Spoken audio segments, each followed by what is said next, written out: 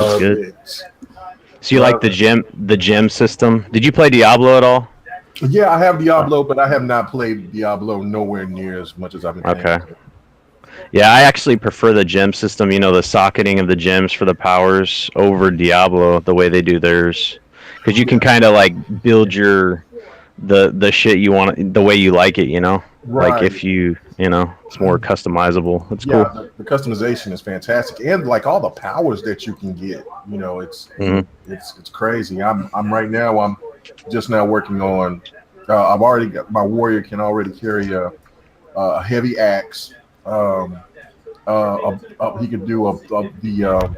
I'm just now getting him to the compound bow, and now I just started him to work on the wand. So I want him to be completely well rounded. So your character is working on his wand right now.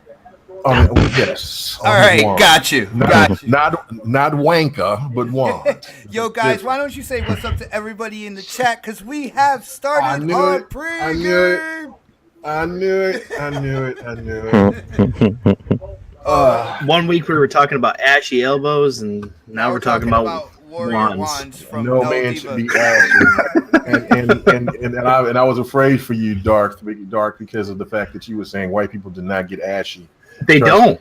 They do. We don't. Dude, we don't, man. It's that Southern California education. We're pristine. Man. He doesn't know. Ashy little motherfucker, man. Trust me, I've seen him. I'm like, good God, put some lotion on that man. In Southern California, they teach in school that rain is actually like a mythical event. All right, it just doesn't happen. Oh my god.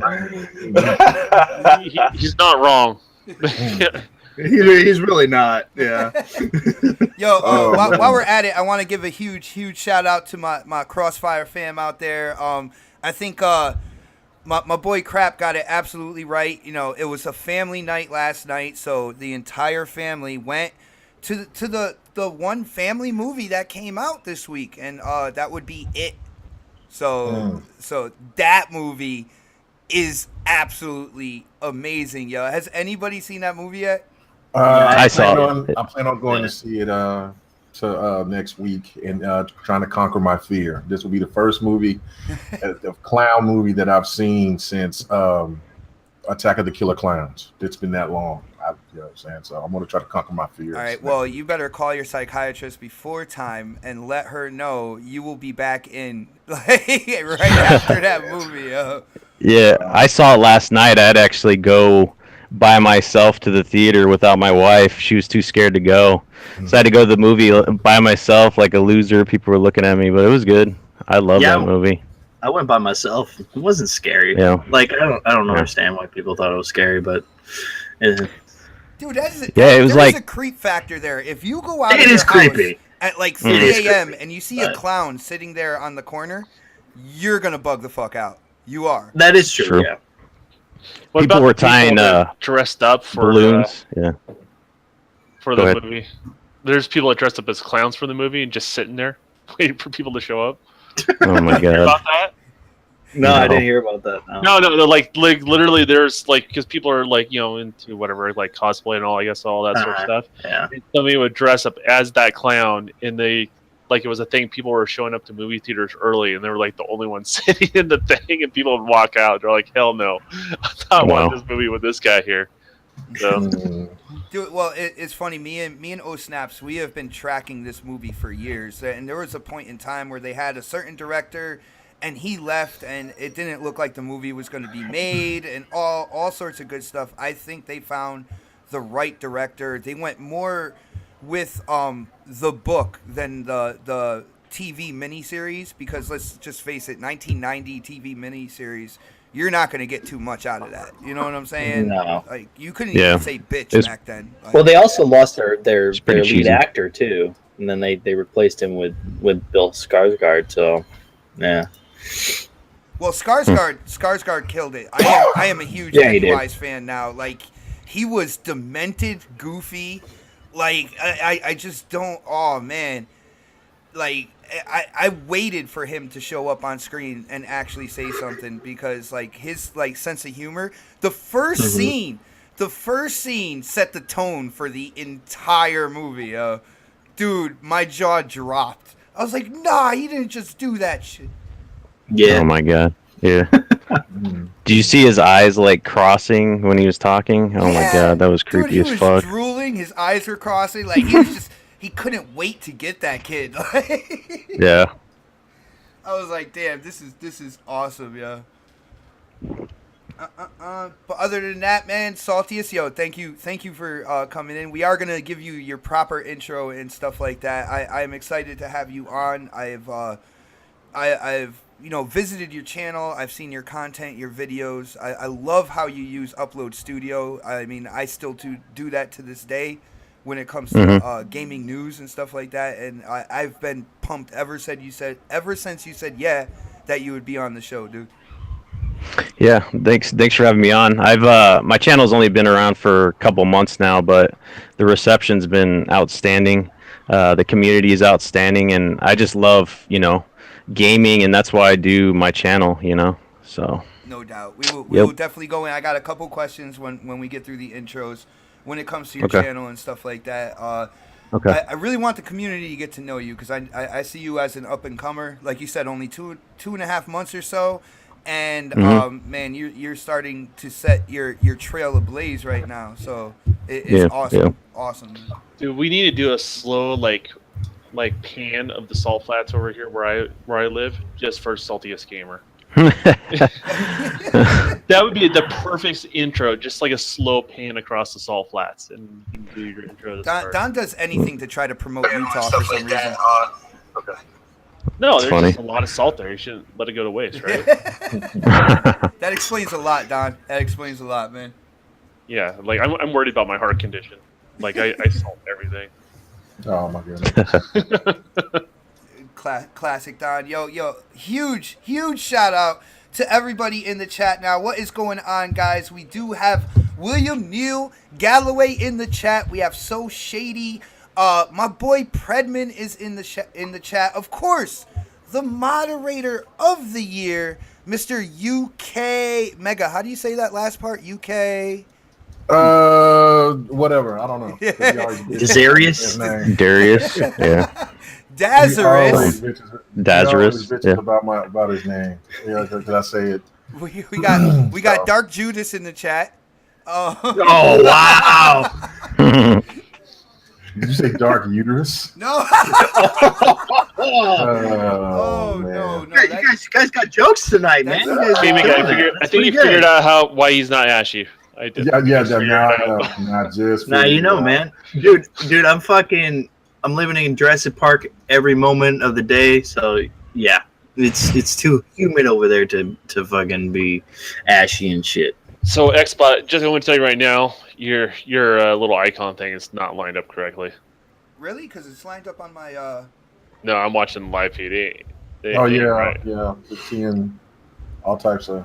What are you talking about? Goodness. Well, let's put it this way: if it was like a gangster from the late '90s, the pants are sagging and the drawers are sticking out. Hold on. Talk amongst yourselves. I will fix this issue real quick, yo. I just tell him now because he's just going to get frustrated that it went like that the whole entire podcast. Why the hell did he do that? Hold on. I don't know. Live shows, you gotta love them. Oh, I know why. Hold on. Check this out. We'll drop that down. And now we'll see. Hold on. Oh, now I brought it down. Here we go. Let's see. I hear the clicking. No, you don't. That's not me. There's always clicking. frantic clicking going on in Xbox world. Well, that's what happens when you have like 25 kids, just clicking all over. All right, now I'm clicking, man. Now I'm clicking, all right? Yeah. Listen, some sort of you magic's clicking, happening, it but was it's not happening, man. It was from me hitting the A button over here. Well, getting closer, bot. Getting closer. Playing Path of Exile. Yeah, playing Path. Dude, man, get off that game, yo. You're gonna ruin your life. I can't stop, man. Okay. It's addicting, man. It is so addicting. Let's try a little bit higher on the circle and see where that should be perfect. All right, so I'm seeing it on my OBS right now. You guys will see it in a couple seconds or so. It should be okay. Yeah, because Xbot's a time traveler. He's from the future. Yes. Only like 2 minutes into the future though, so I don't get a lot done. And there goes. I love going back to watch it live and seeing it move around and stuff. Oh, that is the maturity level, guys. You gotta love live shows. You never know what to expect.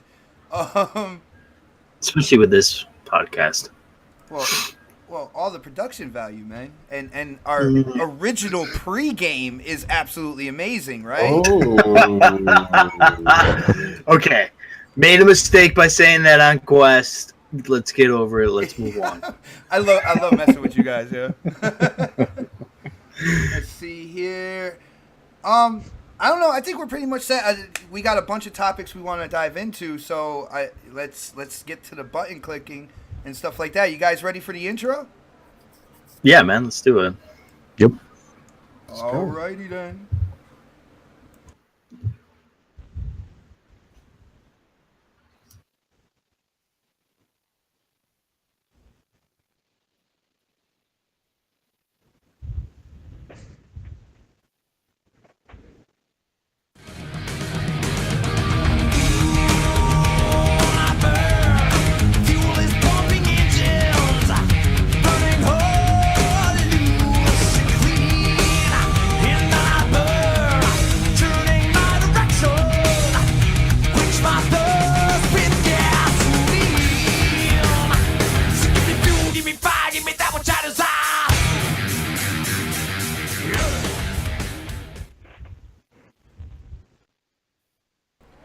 What's going on, people, and welcome to another episode of the next podcast, guys. I hope that intro pumps you up as much as that song pumps me up. It's almost a guarantee. If it didn't get you pumped, if it didn't get your blood flowing, you are legally brain dead, and Pennywise is on his way to take you. But guys, we have a great show tonight. It is Saturday. We have a very special guest, and you know I gotta get into the intros. So our special guest is first, an up-and-comer in the YouTube gaming section. I absolutely love his channel. I love what he does with his gaming videos, using Upload Studio, all that good stuff. And I am proud to bring him on the show tonight. And he is Saltiest Gaming! Thank you. What's up, my fellow gamers? It's Saltiest Gaming, and I'm back on Xbot448's podcast. So anyway, that's my intro. I've been at the game for a couple months now, and the reception has been outstanding.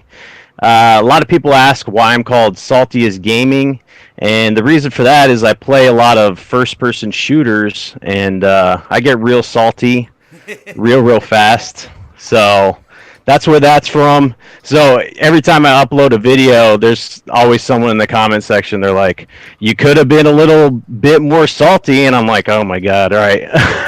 But yeah, that's funny. That was one of the first things I thought when I first started watching your video. I was like, Saltiest Gamer, but you're coming out as very informative and you know, putting the information down. I was like, dude, where's the salt, man? Yeah, the salt, the salt comes out, on my Twitter, I talked about it, and I gave it a review, and I gave it 9.5 out of 10 salt shakers, so that's the new thing, I like it. So I try to, what I'm saying, like, you connect everything with salt. I'll put, if someone mentions salt on Twitter, I pop in there with a GIF with a salt shaker dancing, so I like to play off of that. I'm passionate about gaming. I game on Xbox, but don't get it wrong. I follow everything in gaming. I follow PlayStation, Nintendo, everything. I started on Atari. Believe it or not, I'm pretty old. I'm right there with you. I was playing Pong on my grandfather's Atari, and that's what got me into this whole deal. I started off in Atari, went to Nintendo, Super Nintendo, 64.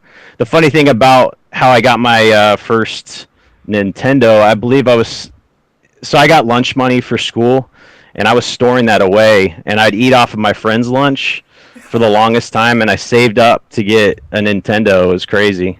I don't know how my mom didn't pick up on that, but so that's how I got my first system. But yeah, we went up to, the Xbox original, Xbox 360. I kind of took a break from gaming when I had my 360 for a little bit, and then I got another one, and then got the Xbox One. Then I'll be getting the Xbox One X.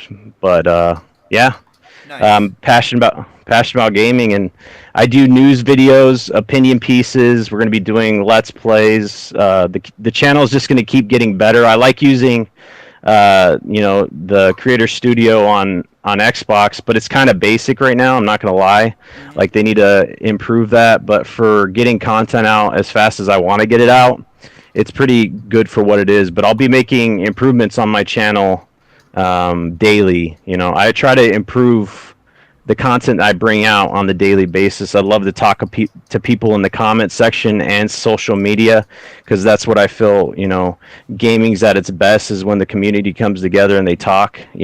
Yeah, definitely. And I feel that when it comes to that and your belief in the community, you are definitely in the right place. When it comes to the gaming community, and especially on Twitter, I've seen it time and time again. We definitely look out for each other. We definitely kind of like bond together and stuff like that. So I'm very happy to welcome you here.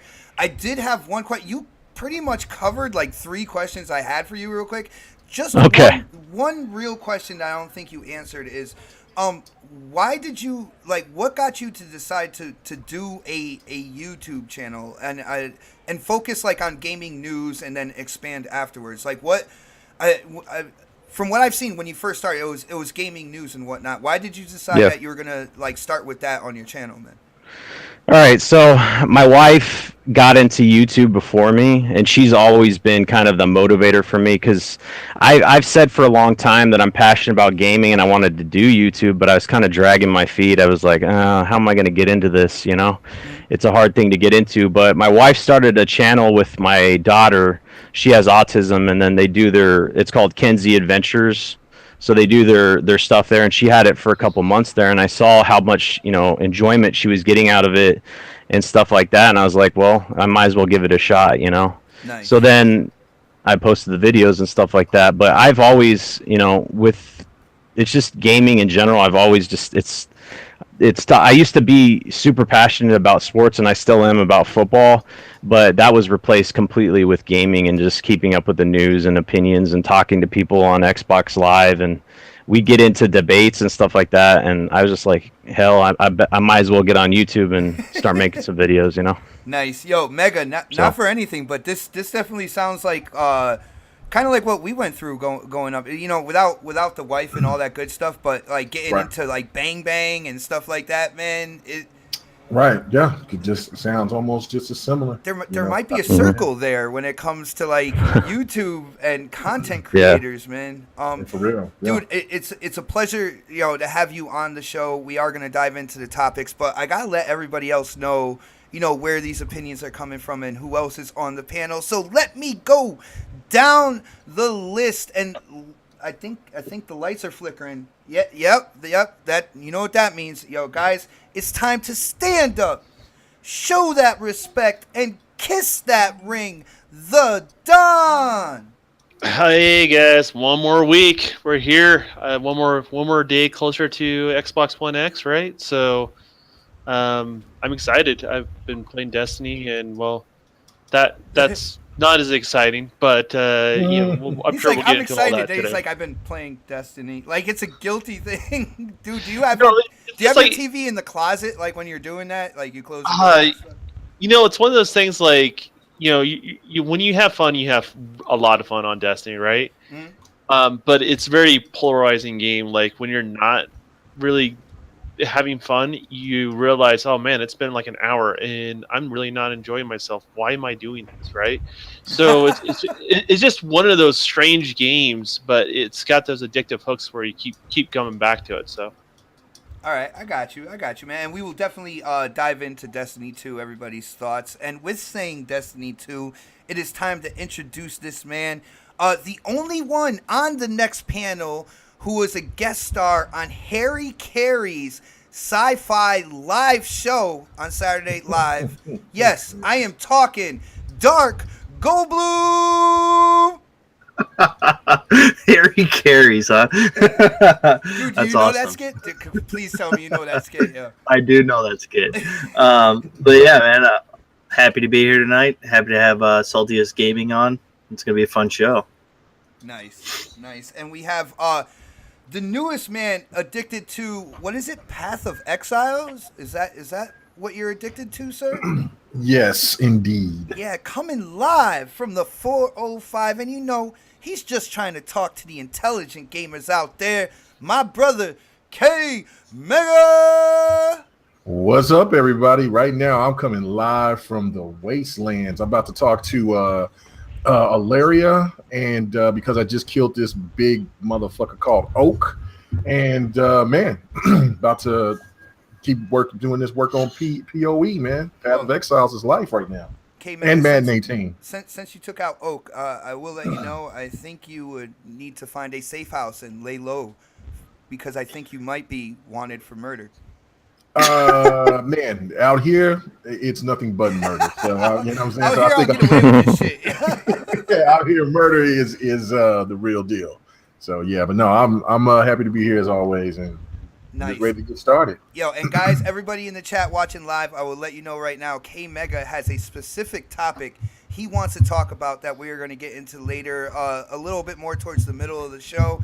Very interesting topic. I think GRG kind of touched on it briefly last night, although I was in the movie theater and didn't get a chance to see. But I can't wait to talk about that. And as usual, we have a few shout outs to the Next Family podcast here. A couple people. First, I'd like to shout out to Predator, which I am proud to say he was over in Houston. He is a military guy. He was over in Houston. He was helping out, doing the cleanup in Houston, helping people out, kind of get their lives together and stuff. And he is officially on his way back home as we speak. So huge shout out to Predator and what he's doing for the community down there. I also want to give a huge shout out to Fuskies, who is doing very well, and I hope sometime soon we can get him back on the show. But he's getting everything straightened out that he needed to get straightened out with his life. He is always a positive guy. He is the golden voice of the Next podcast, and huge shout out to him. And of course, the first lady of the Next podcast, she is in the chat right now. Mrs. O Snaps, it is good to see you in the chat, mingling with everybody in the community as usual. And guys, we do have to get into these topics. So let's start off with something a little light, a little bit positive here. Actually, a lot positive when I'm concerned, because I am a Forza Motorsport fanatic. Now, I know a lot of people have really gravitated to the Horizon series. To me, that's a more kind of like casual pick up and play type racing game. I love racing simulators, and it has been announced Forza Motorsport 7 is officially gold, guys. Not only that, they dropped a new commercial. I think the new commercial is called Musical Cars or something like that. They dropped 4 commercials. 4? I only saw Yes. one. Dang. Yeah, there's 4 of them. There's mini ones and there's a little bit longer one. Holy fudge, really? Yeah, so the musical chair one that you're talking about, Bot, that's the long one. And then they have like one-on-ones with the other people in the commercial. Yeah. Kind of like a little bit like this friendly like trash talk with somebody that's a known professional driver and an unknown, like a gamer, right? So that's kind of the messaging behind it. They're usually like 30-second shorts. All right, well, see, I want to talk about the big one. So when I get to you, if you want to talk about the other 3, it's all good. But that musical Cars commercial, once they got past like having everybody like circle around the cars and stuff like that, once they got to where they were racing around the track, they started doing these quick flashes between the real life cars that were racing around the track and the game. And guys, I gotta let you know, I had to replay it like 3 times to kind of differentiate what was actual real life and what was Forza Motorsport, and it got me completely pumped. I do want to hit our special guest with this. First off, I want to know, when it comes to Forza Motorsport, Salty, are you a fan? And did you see the new commercial? What do you think? What do you think about this iteration, Forza Motorsport 7 in general, man? I have to be honest. I'm not the biggest racing fan. I loved Horizon 3 because it's kind of an open world concept. It's kind of geared towards the casual like myself. Mhm. As far as the commercial goes, like you were saying, it's hard to differentiate the real and the fake, and that just kind of points to the power of the system that's coming out. Like, and especially this type of game, and the developers that are developing it. It's crazy that we're getting to this point in time in gaming that, to the naked eye, you could almost trick yourself. You know what I'm saying? You could trick yourself into believing that what's real or what's fake, and that's awesome in my opinion. I think that they have a chokehold on the market when it comes to racing. So Yeah, dude, I gotta say, when I first saw this commercial, I squealed like a little girl. I was like, yeah, yeah, holy crap. Like, yeah. I do have to ask you, because especially this generation, there's been this huge media bias out there. Do you Mhm. think that, Turn 10 has done enough with these 7 iterations of motorsport that they are gonna kind of like that they have cemented or solidified a legacy when it comes to racing simulators as a developing team?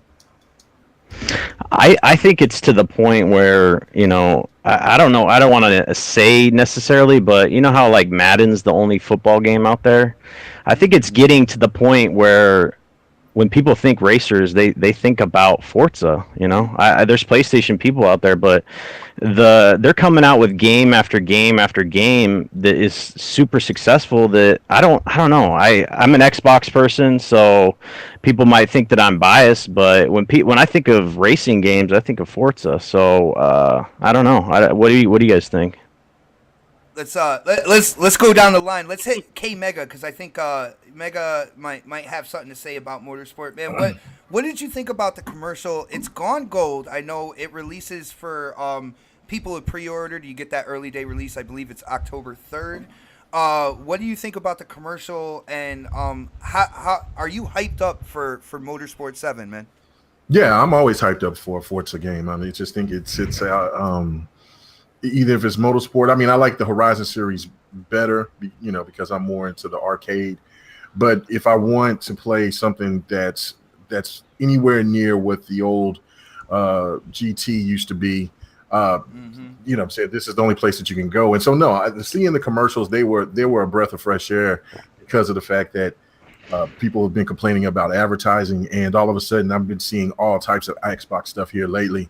And just adding on to showing Forza and those other commercials. I even like the commercial where I think it's the kid, where I thought it was an actual driver, but I guess it was a person that was just, a gamer, and because they were dressed in a driving suit, and then they had the actual driver.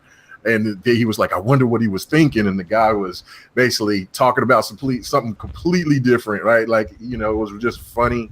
You know what I'm saying? It was clever. And I'm excited, man. I mean, it's the best racing game that's out. That's, what I'm saying? So, of course, you're going to get excited about it. And graphically, nothing can touch it. All right. Well, now I do have to ask you the same way I asked Salty. I'm Saltiest. I'm still trying to figure out the quickest way to say your name. You just call me Salt. People call me Salt. That's cool. Yeah. Call you So S. now we'll go with that. I'll just go S. Yeah. But yo, Meg, I was gonna say I have to ask you the way I asked Salt over there. When it comes to Turn 10. Like they have been hitting us with quality racing simulators. Them and Playground have been really kind of putting in premium games as well when it comes to Horizon. Do you think that once this iteration releases, like, do you think Turn 10 has kind of cemented their legacy when it comes to racing simulators, racing games in the game development industry? Yeah, no doubt. I think that even with people that have a disdain hatred for Xbox, they do give Forza its respect. It gets a pass. They're like, we already know that's going to look good. Like, yeah, and even though for the ones that aren't really, the biggest Xbox fans, but they may have an Xbox, they'll get Forza. And what I'm saying? And then once they play it, they understand why it's such a big deal. That's the one driver that gets the pass. There's still fans out there that still love GT, but I think after when they see the comparisons of the two, and then especially the content between the two, there's going to be more people that's going to be buying an Xbox One X not an S, but an X, in order to play, their beloved racers, man. Dude, All hail the new king. man, Mhm. I gotta say, like, I was pumped for Forza Motorsport 7 when they showed what they showed at E3, and it's just like now getting closer. I think they dropped these commercials at the perfect time, and dude, my heart skipped a beat when I saw the big one, and man, I cannot wait to get my hands on this game. Let's hit the guy who definitely doesn't think that Forza Motorsport is a niche game. Let's hit Dark Optimus. Yo, Optimus, first of all, did you check out that commercial? What did you think about the commercial? Do you think that the hype is building properly for the Forza Motorsport 7 releasing this year? What do you see on social media? What do you see from like your friends as gamers and stuff like that? Well, it's a niche title, so I don't really see much from it. Dude, I find this every week. This is your last show, yo. No, man, I checked out the commercial. It looks really good, man. You know, like they're doing some good marketing strategies with this little commercial that they got.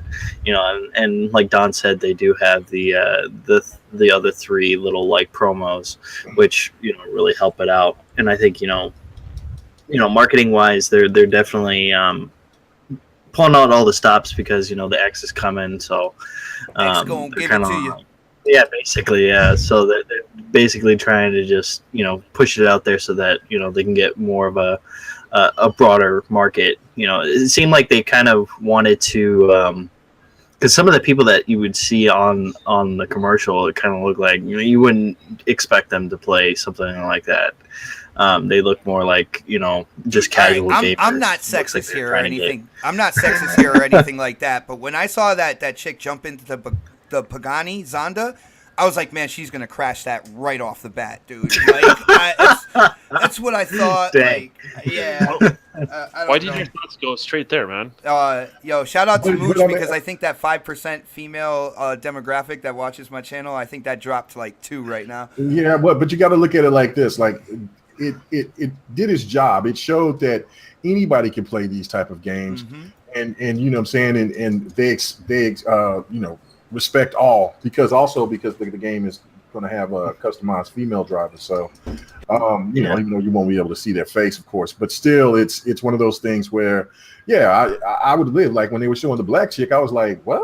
Okay, all right, I got you. But you know what I'm saying? But it wasn't more for me of like, well, she would crash the car. It was more of like, it's more accepting to anybody, and even that would probably likely get somebody's mother to buy that game just because of the advertising. So it is important. The strange thing you say about that, right? Like they've had female characters in the game before, right? Mhm. But I think what they're trying to show is it's been there, right? Like obviously it's been there, and They're making it front and center now. Though. Yeah, they're making it known that this is racing. This is not like shooting. This is not like this like stereotypical. Like anyone can enjoy this because it is this universal thing we like, which is cars. You know what I mean? Mm-hmm. Yep. Definitely. Now I do have to ask, Optimus, when it comes to Turn 10, because like especially this generation, the media bias really promoting the other console, the other platform. Yes, I just called PlayStation the other platform. That's a little ironic, but with that being said, and Turn 10 just coming out with quality racing simulators, working with Playground Games, coming out with the more kind of like arcade / simulator when it came to Horizon and the success of that. Do you feel that with this iteration, when Forza Motorsport 7 drops, do you feel like Turn 10 has finally kind of etched their name in the granite of the gaming industry when it comes to racing games, man? I think they did that a long time ago. When they came out with Forza, Motorsport in the beginning. The very first one, you think that was just the very first one? I think that was it right there. It just kind of solidified that these guys are here to play, and they're going to continue to make really great racers. Nice. Yeah, I gotta say, man, watching the evolution, the attention to detail that Turd 10 puts into their games and how they evolved it when they started going into, different tire physics, really making sure that each car, kind of felt like its real life counterpart and putting in all that detail. I gotta say that they are hands down the number one race simulating developer out there. I know a lot of people talk about PC, was it iCars, or there's some people that talk about was it Assetto Corsa or other titles out there. But I gotta say, Turn 10, I have not seen that attention to detail like coming from any other development team right now. Well, that game is really the game that you just said on the PC. It's absolutely gorgeous, and then the F1 series, it does a fantastic job with detail. F1 is Codemasters, right? Yeah. But on the PC, that one game, I can't pronounce it either, so I won't even try. It's very detailed, but of course, you have to have a high-end PC to see that detail. But for what Forza's giving, the gamers off of a console is unmatched. It's really unmatched. Mega, I'm actually glad you chimed in because I'm in a little bit of a freestyle mode today when it comes to this show, and I hope you guys enjoy that because I did put topics in the DM, but I am considering little branch offs and stuff. So Mega, you talked about advertising when it comes to Xbox, and especially like this past year, it has definitely been an issue. Even longer than a year, but I'll just talk about this past year. With what they're doing with Forza now, and I just had my mom and my sister over yesterday, and we were talking about the Xbox One X, and my mom, who she's clueless on brands except for like the Xbox name. She's like, "Oh yeah, I saw the commercial for the One X and stuff like that." Do you think like they finally turned the page from that grassroots and that they're putting in their money? And do you think if they are doing so, it's the right time to do it, like moving forward? Well, absolutely. I mean, it was one of the things that we were saying on BGST that just give them time, and if they don't do it towards the this time of year, then of course we would have something to complain about. But man, it was just like I was watching the NFL Live on ESPN, and almost every segment, and I was just watching more ESPN. I watched the Sports Center, all types of shows. You fall asleep to ESPN, man. No, man. I just wanted to get my I used sports to. fix. Yeah, but anyway, I was getting my sports fix, and almost every segment they had an Xbox commercial. As a matter of fact, it was multiple Xbox commercials. It was showing a lot of Madden commercials, but they were different. And I was like, whoa. And that's why when I saw it on Twitter, I was like, man, people are over complaining and saying that they're not advertising. That's a lie, because not only that they were showing, like, they had one with James Harden and Chris Paul. They had another one with like some kids, and they were showing my Rams winning the Super Bowl or whatever. That was pretty awesome. But then they kept showing the Taco Bell commercial right after it. So like they were feeding it on you. Like, and then there was like show another commercial, like I think they have a Doritos commercial now out. Oh, the power flavor. Yeah. And it was Wait, that's not even in the US, is it? I thought that was only in Mexico only. Well, the Doritos, the green ones are only in Mexico, but the Doritos and the Mountain Dew promotions in the US. Okay, gotcha. Yeah, but anyway, and I only seen that one like once, but it tripped me out. Like, damn. And of course, this, a lot of people's going to watch that type of channel because it's talking about sports. So it was really smart. So yeah, no, I definitely agree. They're really pumping it in, and I think they're really going to go crazy, especially in October. Probably with something else, showing just the Xbox One X by itself. Nice. Now, Saltiest, man, I want to hear what you think about this, because a lot of podcasts, a lot of YouTube gaming channels, we've been talking about the marketing. I know Xbox tried to really do a bunch of like grassroots type stuff, social media, word of mouth, and you know, a lot of us were saying, man, throw down that money, put those commercials out there. Do you think that they finally turned the page and they're doing that? And do you think they're doing it at the right time, or do you think it's a little late? Well, I did multiple videos on my channel about the marketing, and I kind of went in on Aaron Greenberg specifically because I don't know. I think his strategy or the strategy of the higher ups has kind of been a miss per se, because he was quoted to say, we're kind of hedging our bet on, people from YouTube. This is, not a direct quote, obviously, but, and they don't do side by side comparisons when it comes to power because, they live that up to, the digital foundries of the world. And I think that that's kind of a misstep, but I think they were holding their time back for the announcement of the pre-orders, and then you're seeing an explosion of what they've been holding back. So you're seeing the Taco Bell promotion, you're seeing the Mountain Dews and the Doritos, and you're seeing the NFL commercials, and I just think that for the hardware situation for the Xbox One X, it's outstanding because they're treating it like it should be treated. If you look at the PS4 Pro release, I couldn't even find a commercial on it or them talking about it on stage. So if you compare those two things, it's night and day, okay? It's like someone that's proud of, their situation and the other person's kind of like not so proud about it per se, but I think they're doing a really good job when it comes to the new hardware. Now, when it comes to the games themselves, we'll see. We'll see when the Cupheads come out, and we saw the Forza 7 commercial, but I want to see more when it comes to the software side. I think that they could do a better job there, but as far as the Xbox One X, I think it's a fabulous job. Nice. Now, let's move on down the line here. Let's hit up the Don. Don, what do you think about the marketing? Do you think that they finally opened up that checkbook, put a few zeros in there, and they're going kind of like all in from now into the holidays? And what do you think about what they're offering so far? The Forza Motorsport, the different Xbox One X commercials, S commercials, stuff like that. Do you think they're finally doing the right thing when it comes to marketing for the system and the games? I think with this sort of thing, with them kind of turning the mind share of the consumer, timing was everything, right? And I think as hardcore gamers, or core gamers, I should say, we're very heavily critical, right? But they got things out of the way now, right? What's been canceled has been canceled. What's been postponed has been postponed, right? And now they can just focus on the now, what they announced at E3 between now and next E3. And they're not spending a ton of money when there's this huge negative press they're trying to overcome, right? That hump's over with now, right? So they're just going to focus, and I think this is the blitz marketing campaign between now and the holidays, right?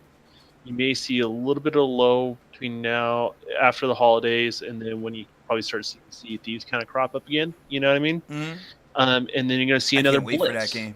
It's going to be like another blitz, right? Boom. Now that hits, and let people kind of absorb that and talk about that and have that be a thing. And then hopefully, there's no more issues with Crackdown. Hopefully it comes out before E3. But then you'll see that another blitz for Crackdown. And so I have a feeling like what we're going to see is a series of like hard marketing blitz prior to the game. I think consumers live more in the now than they do in this huge lifelong span of, promising game 2 years out. A lot of times I think the consumer stops caring at a certain point. It's different for each game, or depending on the hype of the game or whatever it may be. But I use Cuphead as a perfect example. People just kind of stopped caring about it. You know what I mean? I did completely. And I would say, I would use myself when it came to God of War, right? I'm a fan of God of War on the PlayStation, and I've basically lost hype for that game because it kept getting push out. I know it's around the corner. Like I know where it's at, right? But I've lost hype. Now they've also took some other directions that made me lose hype for that game, right? But I think we're in a different climate where we do live in the now. The mind share of the word of mouth is now, not 2 years down the road. And I think Xbox understands that. I just think we didn't really understand that, and we'll see if they're right or not. We don't know if they're right or not, but we'll see if they're right or not based on their success of this holiday. And I also think it's not just marketing here in the U.S. We've been talking about that in the United States, but from what I'm hearing, the marketing is very heavy in other countries, more so than it ever has been. So, I talked about before how Germany is somebody you have to target in Central Europe. That far as technology, everything kind of bleeds out from that country, or with all the neighboring countries and stuff like that. And we heard at Gamescom they sold out, and that's the first place they sold out, which is a good sign.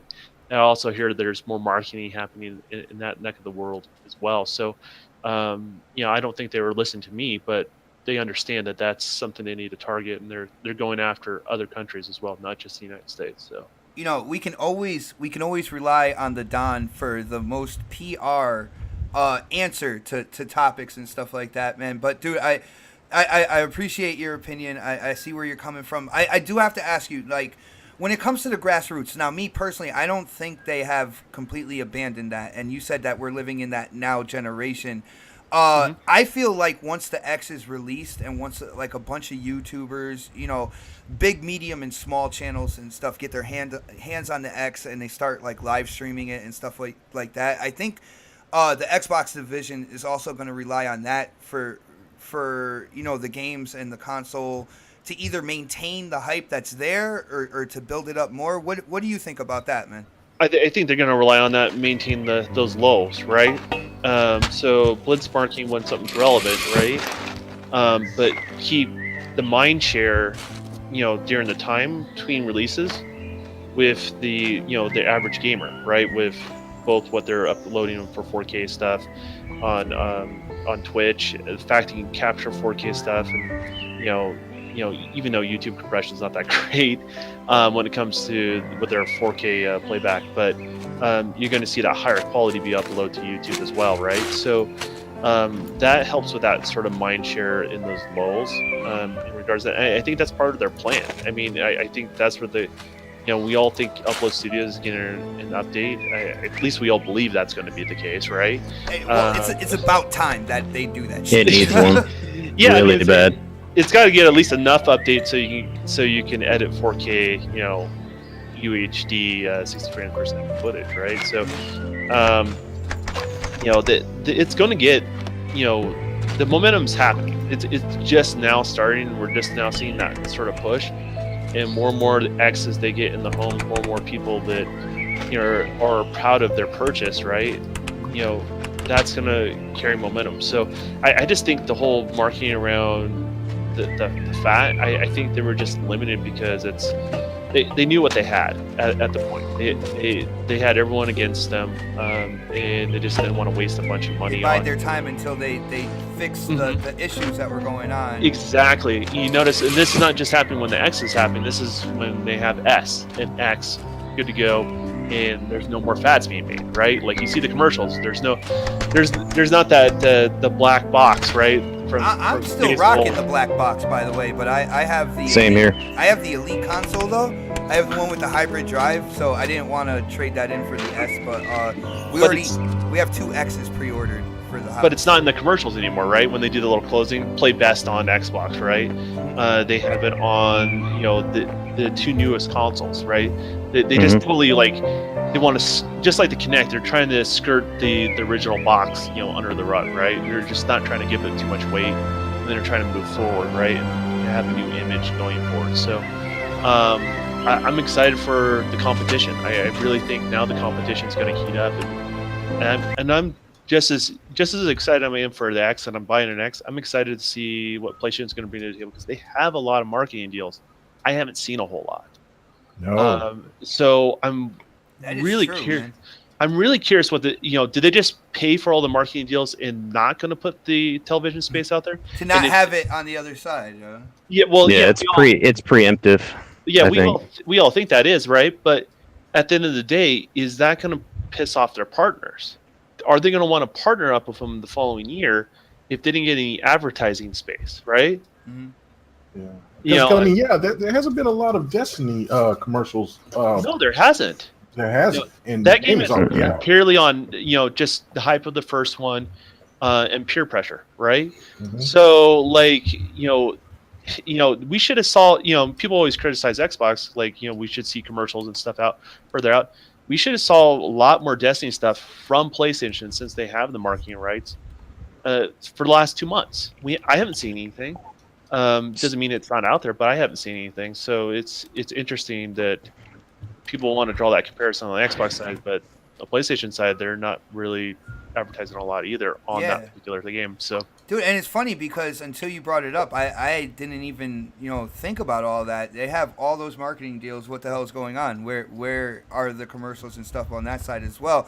But I do want to chime in with Mr. Dark Optimus here. I know he probably has a lot to say about marketing and stuff when it comes to the Xbox. So, dude, do you think that they finally threw some funds at marketing? And if you think they did, do you think it's the right time, or do you think they were a little too patient? What's the deal, Dark? I think the reason why they started doing it is just because the X is coming, and they were kind of like, well, we kind of need to market this, even though we know that there's a lot of people who are going to get it, or mainly the hardcore fan base that are going to get the console.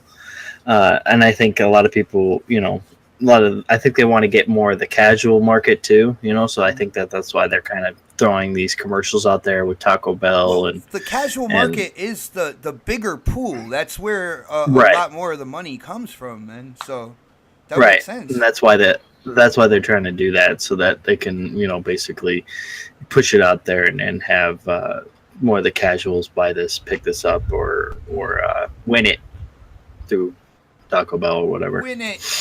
Win yourself an Xbox One X. I know. I already bought. Yeah.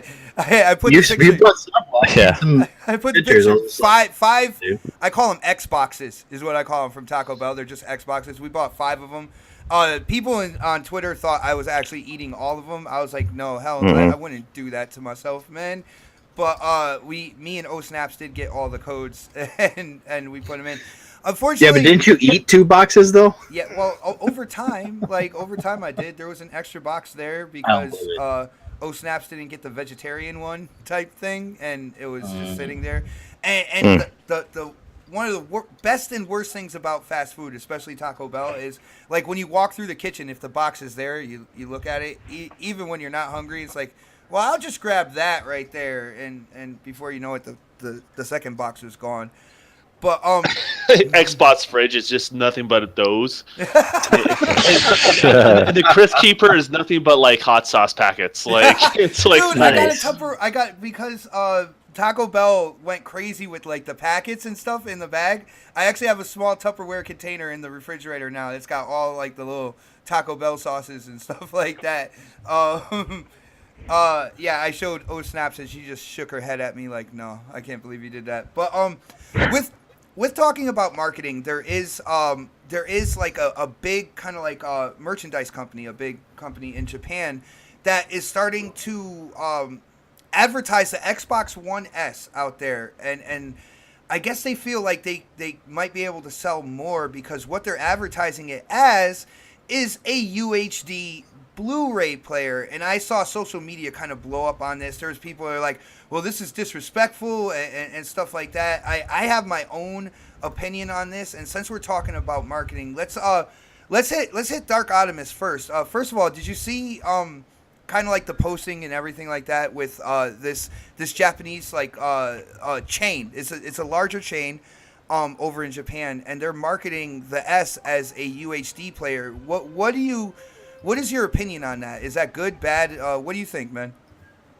Honestly, I think it's really hard to say because I mean it's kind of like saying, oh well, it doesn't play games, but at the same time, it might be a good thing because then it may get the Japanese market to actually go out and buy this console, and have them, actually maybe try it out, and maybe try out some games that they haven't played or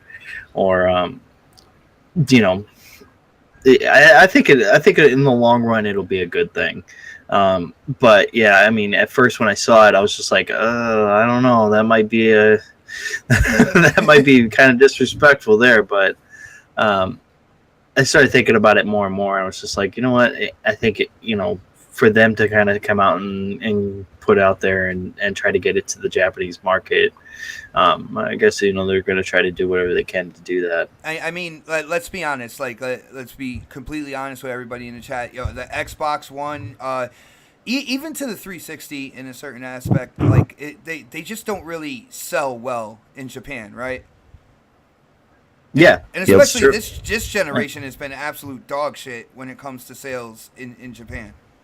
yeah, it's So been It's terrible. just it's crazy to me that culturally it's so different over there that they don't recognize the Xbox as like a gaming system, that it could be marketed that way. It reflects about how, I don't know, like how bad it does there. It's crazy that it's that way there, you know. yeah, well In my Well, opinion.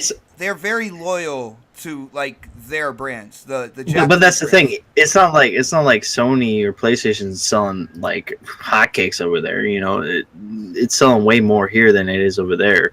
With the PlayStation 4, it's just they're more of a mobile type of market. You know, they like to go on the go with their stuff, and that's why I think the Switch is. I don't know if the Switch is doing well over there, but I think It is. that's more for them. You know. Yeah, no, the Switch is definitely it's doing well in Japan. Doing really well. Yeah. What if it was like an alternate universe? Like if you flip that around in America, and then the PlayStation had a 4K Blu-ray player, and it was marketed as a Blu-ray player only. It'd be weird. It doesn't register in my brain, you know. That's kind of happened in the past, though. Like if you look at PlayStation 2, the big marketing push was a cheap DVD player, right? You look at Okay. 3, it was a cheap Blu-ray player, right? Those were the Trojan horses that really pushed that console in this area. Yeah, obviously, PlayStation was a well-known brand as a gaming console. I'm not trying to take away from that, right? But a lot of people did buy that console, or at least rationalize the purchase based on that key feature. That's why it was so shocking when PlayStation 4 Pro didn't have UHD player in it, right? Like I've heard news that, you know, I don't know how true it is or not like that, but as soon as the execs heard that after the press briefing with PlayStation 4 Pro, that they're like, really, it doesn't have that, and then next thing you know, you start seeing some push talking about their UHD player about the S, and you know, around the month it was doing really well. So it's all interesting in regards to that. So Nice. Now, Mega, I really want to hear what you have to say about this topic, about your opinion here. What do you think about this Japanese kind of like big commercial chain really advertising the S as a UHD player? Do you think it's a good idea? Do you think it's disrespectful? What's going on, man? Well, they got to make their money some kind of way. I mean, if it's a retailer and they have already put those Xboxes in stock, and if they're not moving, then of course they got to find every angle that they possibly can in order for it to move. So whatever floats their boat out there, if it moves it, then it moves it. You know, I mean, somebody in the chat said something pretty funny. You know, just bundle it with a Godzilla movie. They might, might even go further. So, you know what I'm saying? Oh my God. You know, it's just different out there. The Switch is outdoing the PlayStation right now in a order. I mean, in the terms of sales, and you know, not overall, but for the last couple of months, it's selling outstanding out there. So it is what it is, man. I mean, you got to push it. You know, if you've been following video gaming for a while, then you absolutely know that the Xbox has no standing out there in Japan. So if it moves, then it moves. Nice. You sell it as a hey, the X, you know, the X is going to be out there. So, you know what I'm saying? If that moves units out there, then hell, do it as that. Hey, a 4K Blu-ray player right here. You can play games on it too. Yeah, did we mention native 4K gaming as well? Yeah. just kind of throw that in there. Me personally, like I saw a lot of like backlash on social media, and there's a lot of times, you know, people are so passionate about, you know, these type of topics that they might just like automatically just, you know, get their thumbs to typing before they really think it out. I actually think it's a really good idea because, you know, they are so loyal to the Japanese brand, especially in video games, right? If you can get the console out there more, you know, promoting it as a UHD, then, you know, it might get those consumers who have that there to be like, well, you know, let me check out Rise or let me check out Sunset Overdrive. Since I already have this here, it's a quality, you know, ultra HD Blu-ray player. I might as well try these games out, as well, since I have it, and you never know, like that can gain some type of momentum, in that market. I mean, and at the end of the day, like K Mega said, this company has these units sitting there, and they got to get them out somehow. You know what I'm saying? Like that makes Well, sense. Yeah. Well, it's more than just, it's good to get hardware sales. It always is, right? But the key is always to get software sales, right? And the problem that Xbox, I think, faces, and I've seen pictures. I haven't been to Japan recently or anything like that, but where the gamers in gaming stores, like Xbox is like in this little corner, right? Mhm. And usually they don't have much presence as far as like shelf spacing. So they're just not really known as that, right? But if you get a console in just in the home, right? Every time you boot up that console, say if you put a UHD Blu-ray movie, what you have is a storefront in every home of Japan that buys that console, Mm-hmm. right? And so what you're doing is now you're able to actually market your games directly to that Japanese audience, right? So that I think is really kind of the Trojan horse, right? What they're really trying to do. Because I don't think they'll ever will get the shelf space in Japan, right? But if they can be put with the other Blu-ray players or UHD players, right, that are on the shelf, and someone picks one up, right, now they have a storefront in that home. Yeah, that It- definitely makes sense, I because you have the Xbox store with every console as well, and they're gonna get hit. And I know a lot of people, when it comes to the new UI, there people were talking about the 2 or 3 advertisements on the home screen, but in places like that would definitely help out, man. Like could definitely spark interest in software. Go if ahead, I could Salty. play the devil's advocate real quick, I don't think it's going to drive sales at all, really. I think if it gets to the point where they're marketing it as a Blu-ray player, I kind of look at it as if my dad walked into the store. He's not interested in gaming, and what I read in that story, the story is that it's one of the cheaper, 4K Blu-ray players out there. So if this store is buying this merchandise and wants to sell it, and it's marketing as a Blu-ray player, the people that come into the store for the most part probably aren't going to be interested in gaming. well, let me ask you this question, okay? Because obviously there's a cultural difference between Japan and here in the U.S., right? Mhm. Your dad Yeah. is probably much different, I would say, probably than the dad in Japan, right? Okay. Like that, because gaming is much more culturally accepted over there, overall. That's fine. So, But- go ahead. So if you're going into a store to pick up a Blu-ray player, you're not a gamer for the most part. If you were a gamer, you'd be looking towards picking up a gaming device. This is marketed towards, it's marketed as a 4K Blu-ray player. So the people that are picking it up are buying it for that thing. So they're going to be putting movies into this device, starting up their movie, and I doubt they'll pay attention to anything else. Okay, well, Because it's all about price there. that part is true, but then you also got to look at it from this standpoint. It's just like with the PlayStation Pro. There was in the Slim. The reason why the Slim sold was because for 2 reasons. One is because it was cheaper. The other reason is because it still played movies. The PlayStation Pro didn't have that, and so if you go back and you've been familiar with the PlayStation brands, and you going back to what Don was saying with the PlayStation 2, and a lot of people didn't buy the PlayStation 2 for gaming. They bought it because it was cheaper than what you could go buy a DVD player at that time. It can still happen. So however that they market it out there, I don't see it as problematic. You'll have fanboys that'll make fun of it or whatever the case may be, but they have to understand that at one point in time, the PlayStation was pushed out as for that, because they knew that they could attract some people that didn't give a damn about gaming whatsoever. Yeah.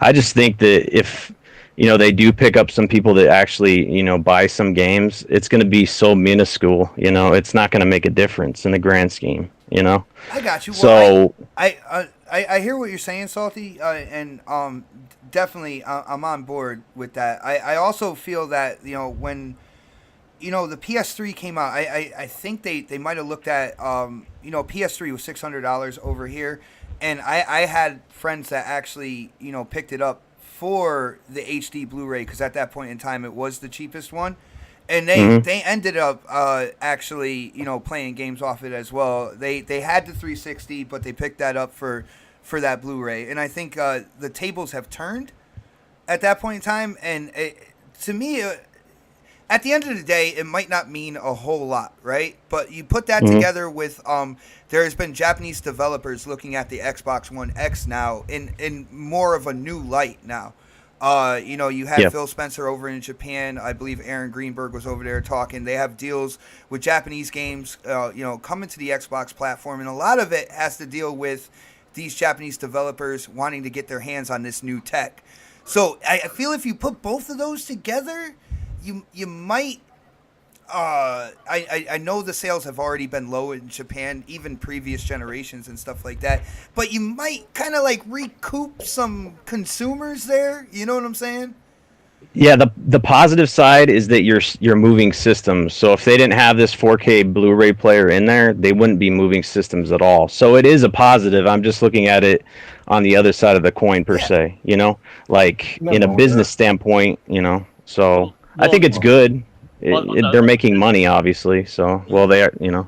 Well, on the business side of things, right, it's also important for them to have a presence in that country. Right? Yeah, it's true. And I just said right again. But, you know, that's what happens. So you that presence is so essential for them. Otherwise, the studios, you know, they think of Xbox maybe 2 systems down the line versus the second system, or instead of the first system to port their game, usually they're going to be doing it as their second system, right? So that's the most important thing for them, is just getting a presence out there, getting in people's homes, getting people to try it out, see what happens. See what happens. I mean, it's not going to hurt them at this point, right? It's true. Yeah.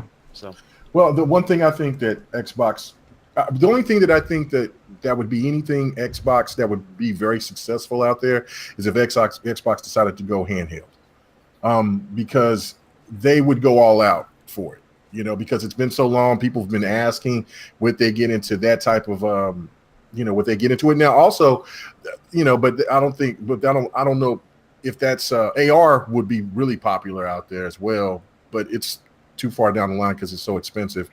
But I would think if Xbox would go ahead and get into the handheld market, I think that they would be absolutely successful because of the fact that they would really put money behind it, and it would blow pretty much anything that Nintendo or a PlayStation would have. But again, you have to think about the games that Xbox can acquire, because, you know, if Xbox cannot get you know, any of those those Japanese type titles, then it would probably be dead in the water. So never mind.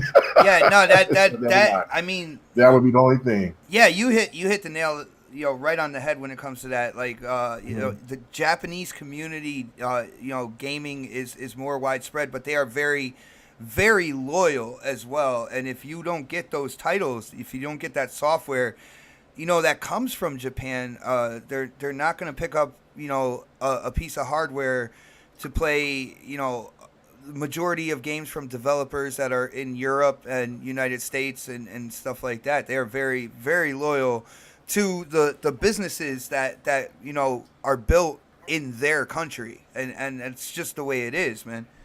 All in all, I mean, like I said, I think we're on all agreement that, you know, it can't hurt. You know, I think in the end it'll build more. It'll be more positive than negative.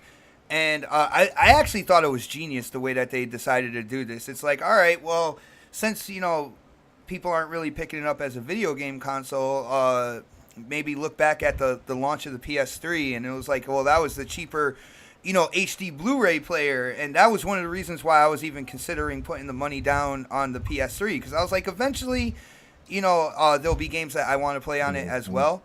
But I do want an HD Blu-ray player, and I mean, I ended up waiting, or whatnot, but it did cross my mind, and I don't know. I think it's good marketing. I really do, and hopefully there's some benefit that comes out of it.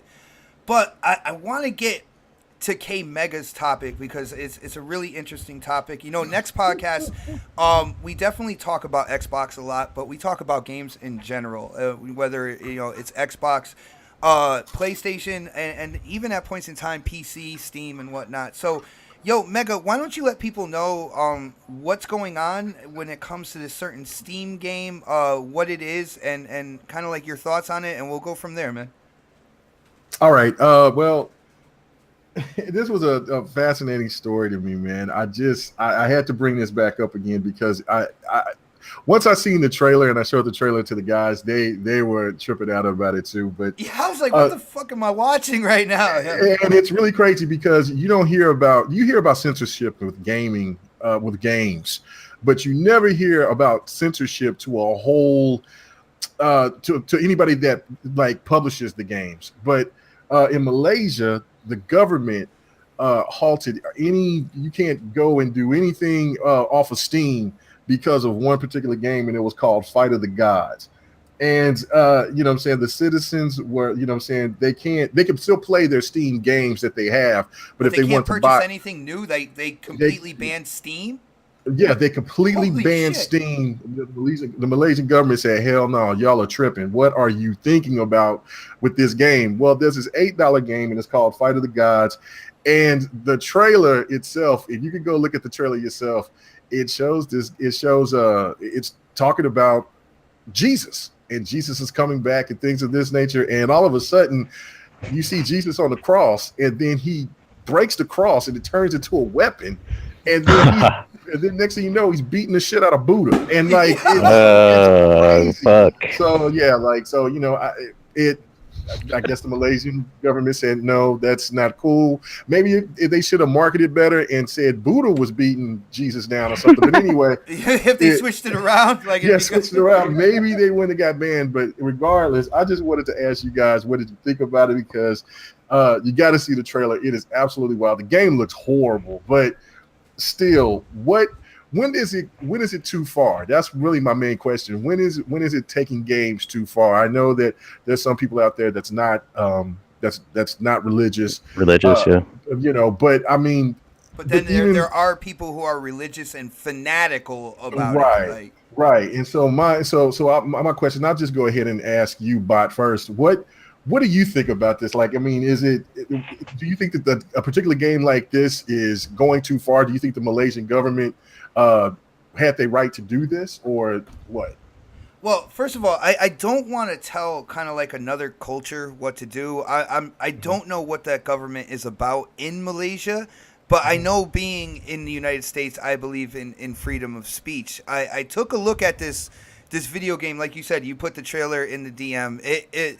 Dude, I didn't know what the hell I was watching at first. Now, if this game pisses anybody off, it is only gonna piss off the people. In my opinion, it's only gonna piss off the people who kind of like scratch the surface on religion. All right, because at the end of the day, you know, the only religion that I've seen, and I study spirituality, the only religion that I see that really goes into violence to any extent within kind of like their key philosophies in scripture and stuff like that would be like the synagogue of Satan, right? Any other one, Islam, Christian, Buddha, all Hindu, all that stuff.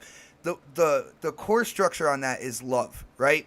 I thought it was hilarious, to be honest with you, because I did too. I've done the research on religions and stuff like that, and even this is gonna be funny. If I offend anybody, this is facts right here. Even the synagogue of Satan, if you go into the Devil's Bible, the only thing the Devil's Bible ever tells you is to completely care about yourself and to do whatever you need for yourself, regardless of anybody else. That is the key point of the Devil's Bible. So it's not even telling you to go out there and you know, start complete anarchy or anything like that. So that's why it's funny to me. I thought it's not something I would pick up, but it is something that, like, when I saw that trailer, like, my jaw dropped at first, but then I laughed. Like, I thought it was fucking hilarious because I know it's completely silly. I don't feel like we can tell people, like, oh, you can't have that. The only game I ever got really iffy about was that one game where you were gunning down innocent people. Because I even felt like that wasn't even a challenge there. You didn't have, like, you're whole key thing was to gun down people who were supposedly living their everyday life. They weren't shooting back at you. I didn't feel like there was a challenge there or anything at all. But other than that, like I believe in freedom of speech, and I feel like maybe this government went too far with this shit. Yeah. Okay. What about you, Dark? What about you, Optimus? Do you where are you on this? Do you think that this has gone too far, or do you think that the government is going a little bit overboard with this? Where are you at on a game like this? I mean, it's hard to say what's too far. Mm-hmm. When it comes to religion, it's a very touchy subject. It's a very That's why I loved when K Mega said he wanted to talk about this. Yeah, it's a very controversial subject because it's like politics as well. You don't talk about politics and you don't talk about religion. And for me personally, I didn't see anything wrong with the game. I mean, it looked stupid anyways. I was just like, what is dude, he had each side of the cross like still on his arms. It was like the cross was like boxing gloves. It was hilarious. But it was really crazy too because there was no Muhammad in it. Like, I mean, you're gonna have Zeus, you're gonna have Anubis, you're gonna have but it looked like he was DLC. just fighting. That's DLC for later, man. It looked like he was just fighting Buddha though the whole time. Like I was just like. Well, no, I was watching gameplay of it. That's what I'm saying. Like I was watching other gameplay because I had to go deeper into the abyss, try to see what else was going on. Because once I get into, I see a little rabbit in the hole, I'm going to go deep, and I'm going to dig in, and I want to see all the nastiness with the side of it. So, it was really crazy. But that was the one thing to me. Like if it's about if you're gonna have Jesus in there, why you don't have Muhammad? Like that was kind of hold on. Shout out to Shin QB in the chat. To be honest with you, Muhammad is not a god. It would be Allah because Muhammad was a prophet. Well, yeah, that's right. Jesus, but Jesus you gotta is really be careful when you say this shit, man. No. But Jesus is the Son of God. So that was the thing of me. Like, I mean, and understand that it was a prophet, but they have Moses in there as well. That's weird. They have Moses. Like, why would you not? Like, you have Moses and you got Jesus in there. Then why would you not have a Muhammad or Allah or you know what I'm saying, or anything going with that religion? That to me was even more odd. Like you have more Greek gods in the game than you do anything else. They even have. Let's just be honest, man. The Greek gods had way better abs. Let's just be real here. So anyway, I'm sorry. Go ahead, Optimus. What else? Finish what you were going to say. Optimus doesn't want to talk about this shit. I mean, honestly, I don't really. It doesn't bother me. Like the whole, fighting the gods thing. I think, Malaysia had to do what they had to do, man. They're a different country. They have different laws. They have different, they're a different type of culture. So they had to, basically stop it from getting out there. But to completely stop Steam from being utilized in their country is a little far-fetched. That's crazy, dude. I think they should have just, said, hey, called up Steam or whatever and said, hey, can you guys take this game off of Steam for our country or something like that? I mean, they would have to find a way to work around that. But yeah, I mean, it was a weird subject, man. I was just like, oh man, we're gonna be talking about this shit. Wait to hear Don. Yeah, I want to go to Don last because I think Don's gonna because he wanted to go in full detail about it last night, but we had to wrap it up. But what about you, Salt? Where are you on this? Is this not too far? Is it? Oh my god, dude! I'm just gonna say that it was good for a laugh because every now and again you need that laugh throughout the day. I was cracking up. I was dying. I was like, dude, he ripped off the cross and made it into boxing gloves, and he was like jacked, like it looked like a fighting game. I don't know, man. I think in society we're too sensitive, everybody's quick to the draw to get offended. And I could just see the trigger meter go up in the audience and in the cringe factor and seeing people just get ready to get all offended about some little, topic like this. I just think that in general, we just need to chill out, man. It's unfortunate that, Malaysia is kind of putting the hammer down when it comes to freedom of speech and the things that we can do, but that just kind of fortifies the fact that we're lucky to live in the country that we do live in. We can play video games like the Fractured Butthole. Who knows what that's going to have in it, Oh, dude, the difficulty meter on that Yeah, changed. that's what I was gonna mention as well. The difficulty is ridiculous, but I can't see any person of color get offended by that. That would be ridiculous to me. Dude, you know who got kind of offended about it? At least what I saw from titles, right?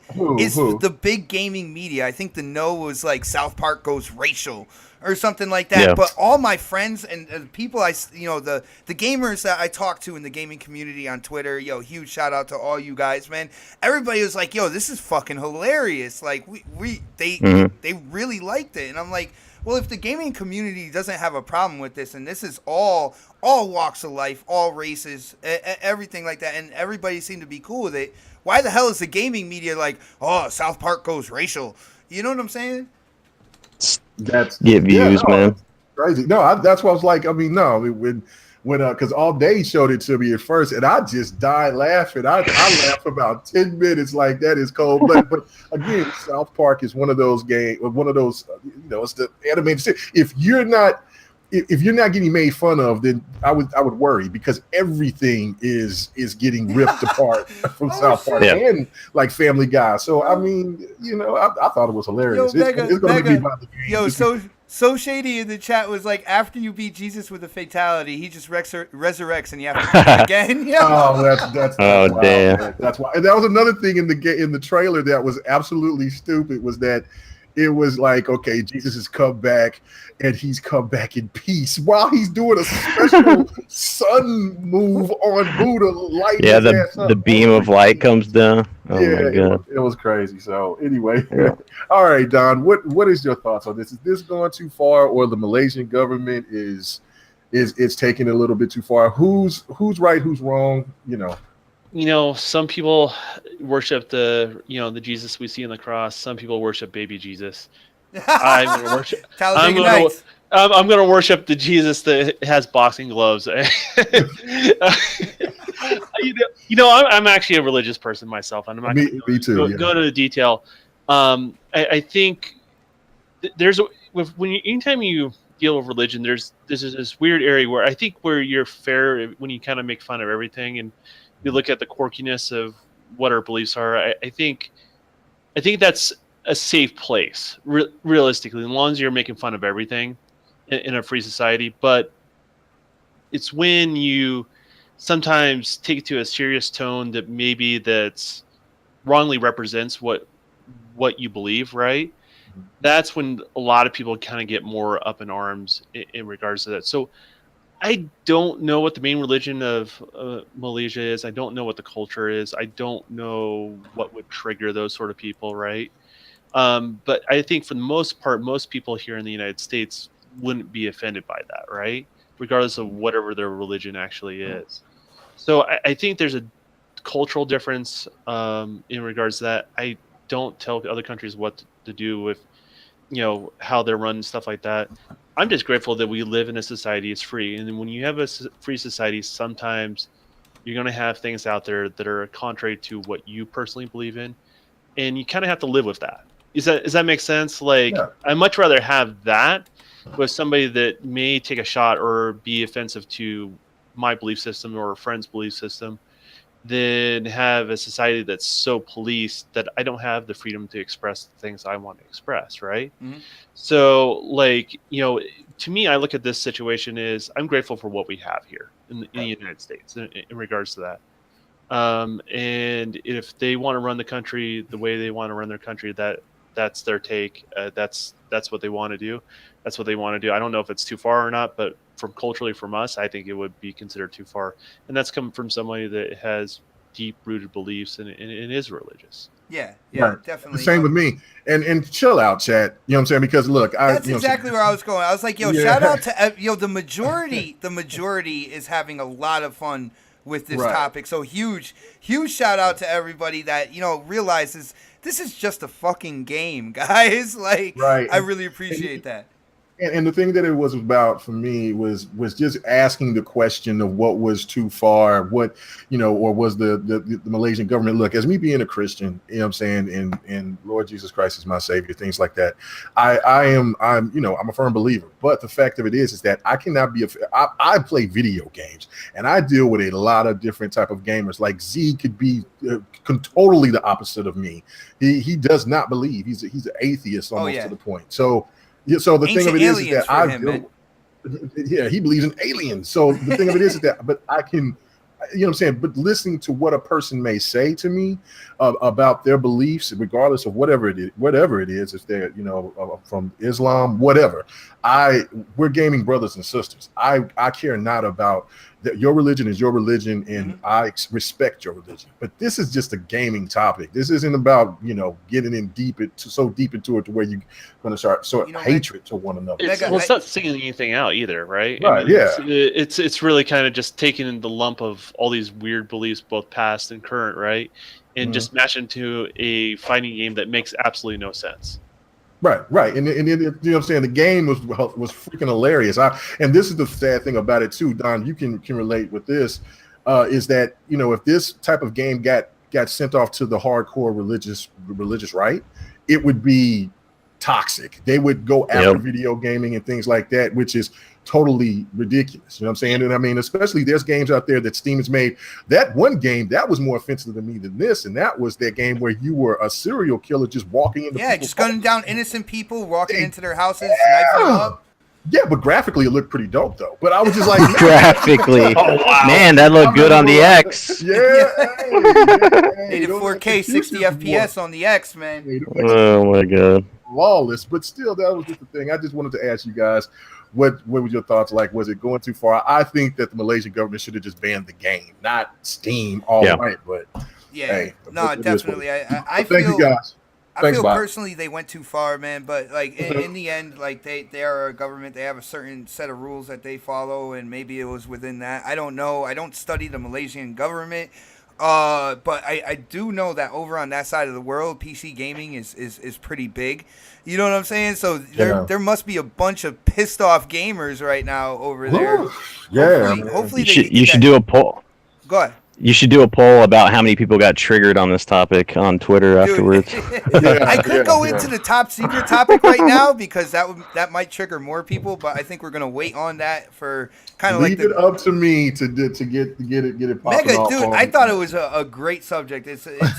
I love talking about stuff that most people are like, man, I ain't gonna touch that shit. You know what I'm saying? Otherwise, if there aren't people like you, Mega, and everybody on the panels, Salty, who are willing to talk about this, like it'll never get out there, and there'll be no kind of like evolution or anything when it comes to these subjects. So it was a great subject, man. I had a blast, yeah, it was fun.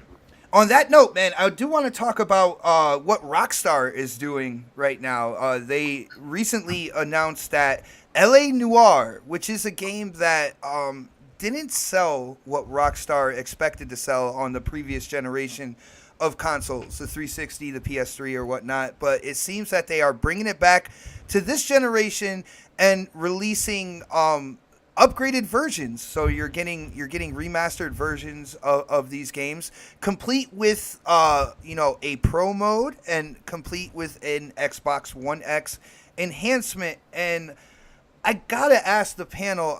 I'm gonna start with Dark on this, man. Yo, Dark. When you heard that they're remastering L.A. Noire, Rockstar, they are definitely well known in the gaming industry. There's a lot of people that pick up games that just have that R with the star on it.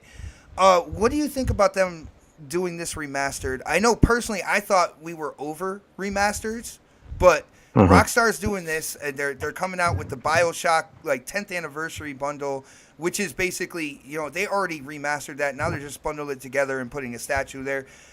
Dark, what do you think about this remaster? And man, I don't know. Are you hyped for it, or are you just kind of like, man, what's going on, dude? I'm all like, I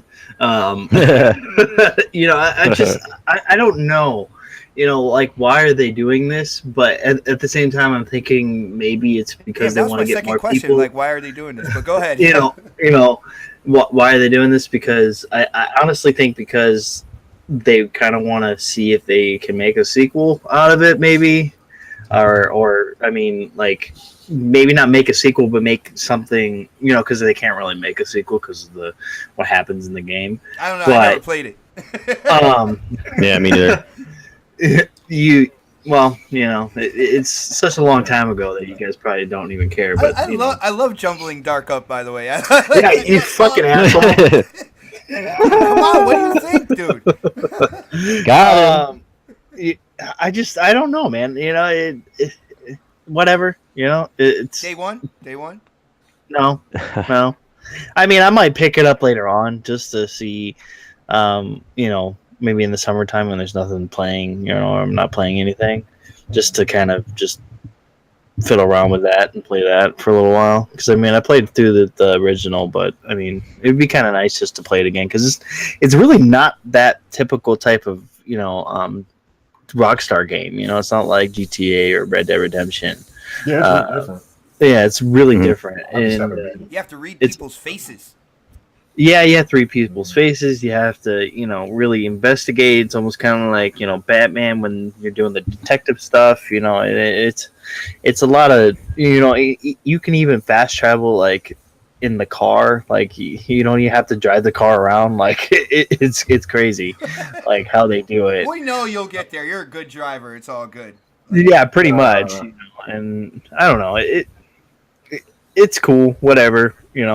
I think they're just kind of just doing it just to see if they want to make another one or something like that. All right, Dark. Here's the question. This is the one question when it comes to this that I really want to ask everybody on the panel. Now, do you feel that with them knowing that this was coming out, this was kind of a surprise to the gaming community. Nobody really thought they were doing anything like this. Do you feel that with having this kind of like in their back pocket, it let them be a little more looser with Red Dead Redemption in terms of like Red Dead Redemption 2 when that is going to come out because they figure they're going to make some money off of this as well? Do you feel like it made them kind of like, all right, well, we don't have to really put Red Dead Redemption 2 out. We don't have to work on it as fast and as furious as we would have to if we didn't have any type of offering coming out around the holidays. Fast and Furious, just so everyone knows. What happened? You think? You said Fast and Furious. He did say Fast and Furious. Just like Mega Man. Yeah. Dude, I made a conscious effort of not saying the double Predator. M. Like, Predator jinxed it too because Predator said you didn't say it, and I was not going to say it because I was afraid you was going to do it, but you did it. So, well, thank you, Don, for screwing up the whole flow of this topic. But I really that's what you get for screwing me up, you bastard. Motherfucker. Anyway, I'll beat you, Optimus, in Forza Motorsport 7 when it drops. That's fine. But dude, what do you think? Do you think like they were able to be a little more looser with Red Dead Redemption 2 because they knew they were coming out with this? They are coming out with a Switch version as well. And I don't think that. No, I don't think they were trying to. I think they're just trying to. I just think they're trying to basically get some money this holiday season because they're not going to get any money this holiday season. That's all it really is. They're trying to get some money this holiday season because they're not going to get some money this holiday season. Right. Well, because they weren't going to get any money because of the fact that Red Dead Redemption wasn't coming out. And plus, this is dropping in November. So, it's dropping around the same time as a bunch of other games. It's not going to sell, dude. This game is just going to fall to the wayside, and there's going to be a shit ton of copies at GameStop and fucking Best Buy and shit. Just get ready for that bargain bin. Let's do this. Yo, Saltiest, man, what do you think about this news? Are you excited? Would you pick this up at some point in time, man? What do you think? Yo, Rockstar has that name recognition. It's kind of like it's a huge name, but this isn't a GTA or another game. It's a single player game. It's not on my radar. I don't even think I'd pick it up if it was in the bargain bin, to be honest, because there's so many other games I have in my backlog and that are going to be on sale, that are coming out this holiday. It's just kind of, interesting. I don't know if I guarantee you the delay for, Red Dead had nothing to do with this. It's just kind of like they had this in the works. I think even if they didn't delay Red Dead, this would have come out because it's such a kind of a niche thing. I don't know if they're necessarily trying to gauge the market, like who wants to buy this, if they're going to do a sequel or not. If I did a poll out there and asked my friends who's excited for this game, I don't know if any of them would come back and say, yeah, I can't wait to buy this game. So it's kind of curious, and it's exciting for those that like it.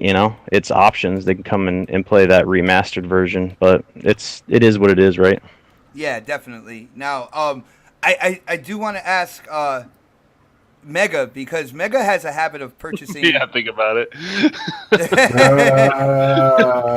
Mega has a habit Mega- of purchasing games that, like, I don't know, man. Like, he is definitely his own unique gamer. Yo, Mega, are you pumped for LA Noire? What do you think it's gonna do? And do you think, like, with Rockstar having this game in their back pocket, not a lot of people knowing about it, do you think it kind of helped them to not really try to push out Red Dead Redemption 2, man? My ADHD bug already bought the game on PC. So See, I knew it. And I played about like 2 hours of it, and because I had it on the 360, years ago when it first came out, because I was like, oh man, this thing is graphically bad, but I never got a chance to play it. So I played about 2 hours of it, and I like it. It's just that it's not worth the $40-$50 it's going to be. No, so I'll just if I decide to get it for the X, which I probably won't, but knowing me, how Don called it best about my condition. I just can't stop buying games. But the thing of it is that if I decide to get it, it's got to be in the bargain bin, man. We're talking about $15. I'm not wait for Black Friday or something, because I'm not going to waste $50 on just that game alone. I mean, when I've already got it on my PC. I got you. Well, let me know, Mega, because I know the missus wants a Switch and everything like that. What do you think about LA Noire on the Switch? Basically, it's last gen's game, just kind of like ported over, really no enhancements or anything. What do you think about that, man? No, no. That's not no. When I get the Switch, it's not going to be for that game. I don't even think that game is going to sell on there either. I just think it's kind of like what Salt said. Like they, well, I don't know, was that Salt or Dark? They were saying that they're trying to just make up for this year for having something to sell, because it's not. I don't know. I don't see it selling on the Switch. I don't see it really selling on the X or the Pro. I don't know. I got to be honest here. What I think is going on, I think any amount of money that they make from this is okay with them. I feel like, as Don has stated multiple times when it comes to game development, and he'll correct me if I'm wrong here, trust me. But, when it comes to the assets, like the textures and stuff like that, they build them at a higher resolution, and then they tone it down to fit, the hardware that it's going to be played on. So I feel like this was basically, a minimal work effort type deal. It didn't cost a lot to do. And if they can bag any type of dollar signs from this, I mean, let's just be honest here. GTA 5, for some reason or another, people are picking up, I guess, like 3 games at a time or something, because shit's still selling. That's what I was going to say, was that if they really wanted to really make some cash, add some DLC to it, to 5. You know what I'm saying? Just add some little DLC for $19 and watch. People have been asking for story DLC for GTA 5 Yeah. So you know what I'm saying? So that would, to me, that probably been more profitable. But you're probably right. You know what I'm saying? It's just a cash grab, just to see what they can do with it. But I mean, I'm not too invested in it. You know what I'm saying? All right, Don, did we get your thoughts about LA Noire? And was I right when it came? No, to... you 100% get it, and it's good to hear people starting to understand and say it out there. You know what I mean? I this falls in the line. I think certain genres don't die. Like, I look at LA Noire, and I look at a Telltale game, and I don't see much different from the basic play mechanics between those two games, right? They're just really heavily story driven game where you have a bunch of like sub menu options, right? And in a lot of ways, the OR kind of was released at the wrong time. I look at that game because those sort of style of games weren't popular. And you fast forward to now, I mean, Telltale won Game of Year awards, right? So, if you like that sort of game, that's great on you. I actually don't enjoy those sort of games at all. But at the same token, this sort of technology, it's nice to bring that back to the forefront, make people realize, hey, this was done a long time ago. Hey, why in this particular area we haven't seen any major improvement, right? In regards to that. And at the end of the day, it's also, very minimal effort, costs them very little money to do. Also, it helps them fish out other core talent out there in the industry and see if they want to pull them in the fold of either their studio or make a new game. So either way, everyone wins at the end of the day. Mm-hmm. And if you're not interested, I'm one of them. To be honest with you, I like a little more body count in my games, and that game just doesn't do it for me. I got you. And shout out to Cray Simmons Gaming TV. He basically hit up the chat and he said, "What third party is on the Switch?" Now, basically, you're getting like sports games and stuff like that. But I want to touch on this with the Don here, because I know we've been talking about Switch and Mm-hmm. third party, ever since the Switch was announced. Do you feel that, with this port just being that last gen port onto this kind of like new gen Nintendo system with the Switch, do you feel like, for people who have been hoping for that third party support on the Nintendo Switch, do you feel like this is kind of like the path that they're going to go, and possibly have it be a letdown for people who are looking for third party on the Switch? I think that's the choice they're left with, right? Given the hardware that Nintendo chose to do, right? Mhm. And they made some good decisions, and they made some other decisions I don't agree with, right? But still, they have a target goal, price, audience, application of the hardware, all that sort of thing, and they made their choices. But that kind of falls short of what we have in our homes, right? It falls more along the line what last gen was, but in a portable variant. If you just really want to break it down to the most simplest thing. So, Yeah. with some work and some effort, and it's not as straightforward as people realize, but you can get more of those last generation gems ported over to the Switch. And I have a feeling, I kind of thought from a third party perspective, that's for the most part all you're going to see in regards to that. But some games are better than no games, and they're offering you something. When you had your 360, you never thought you were going to have LA Noire on the go, right? Now you have it, and Yeah. and that's impressive. In regards to that, I mean, that's more I think than what people have been getting out of their Switch so far, and that's a good thing. So. Okay, I got you, man. Let me just hit that question to K Mega, and then I'm gonna hit Salty, and it may be Dark if I have time. But Mega, when it comes to this game, the Switch port, is this kind of like what you think is this what you're gonna expect from Switch when it comes to third party support, like the sports games and stuff, and then maybe last gen titles coming over, and like Don said, just being portable? Yeah, pretty much. I have to agree with Don on this one. Is that this is probably what we're going to be getting, because there was a report that like NBA 2K18, you're going to need a SD card because the game is too big in order. What I'm saying, you need the SD card to play it. So therefore, that's really probably the only option that they have. And LA Noire on the go, it might be fine for. It's not. I'm not interested, but for some other people who looks at it and looks like it's interesting, hey, I mean, go for it. The Switch has got to do something, so it can't just fall out like the Wii U and not have any type of third party support. So if it's older games, then more power to them. Nice. Guys, we've had like, this show has been absolutely awesome in my opinion, and my bad, sometimes my memory slips on me. I am getting older. Did we talk about Destiny 2 at all? Negative. Did we cover that? Negative. We don't have What to. podcast do you know goes We don't. like we so don't have to. long? Yo, I'll go hard in the paint for Destiny 2. Oh. All right, I'm one of the. All right, I gotta represent. Okay. All right. Well, Do yeah. you guys want to go there? Yeah, this title was dropped. This past week, a lot of people picked it up.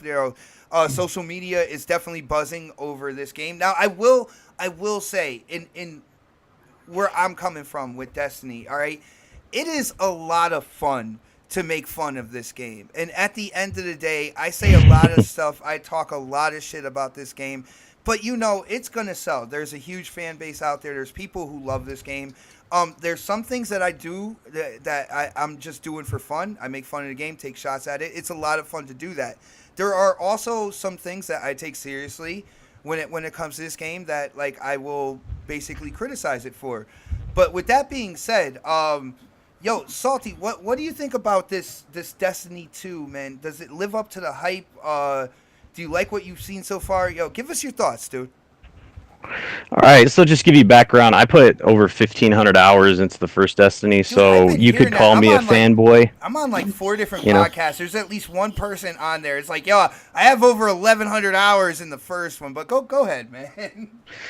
So I did every raid, got every gun, and I got burned out. So I felt like Bungie did me wrong in a lot of different ways. And so just to let you know where I'm coming from, I wasn't just like, oh, I can't wait for Destiny 2, and I put the blinders on. I was super skeptical. I was like on the border of not pre-ordering because of some of the shady practices that, Bungie and Activision were doing. So let's get that out there real quick, because I think it's important to know that, because it's not coming from someone that has a blind opinion and someone that, is just giving a one side of the coin. Mm-hmm. So I would win you back. What's up? What you're trying to say, right? Yeah. So I was in playing last night actually with Fonzarelli, and he comes from the PlayStation side. He was playing Destiny 1 solely on the PlayStation. And he's like, what is it with the Xbox community and hating on Destiny? And I was like, well, I think it stems from the fact that, there's a lot of Halo players out there and a lot of Halo enthusiasts out there. And I feel like a lot of them feel like they got screwed over by a girlfriend that left them, you know what I'm saying? Like, Bungie left Xbox and they made this game, so I can't like Destiny, or Destiny is too close to Halo or it has roots in Halo. We are about to go in right now. Yeah, we're about to go in. We're about to go in. So, hold on 1 second. Go ahead. So you can. So that's how I feel personally. Okay, so, but I showed Fonzarelli the side of Xbox, the community that does play Destiny. Okay, me and my friends like Destiny. We're very open to having new players come in, and I played with Fonz and all day, and we had a great time. But I made a video on this, and it's probably one of my longer videos because I touched upon all the improvements that Bungie did for this game. And if you didn't play the first game, you didn't have to play it to the extent that I did, but the first game got blasted. It got a bad score. Review wise, it had little to no story. It was a fractured story.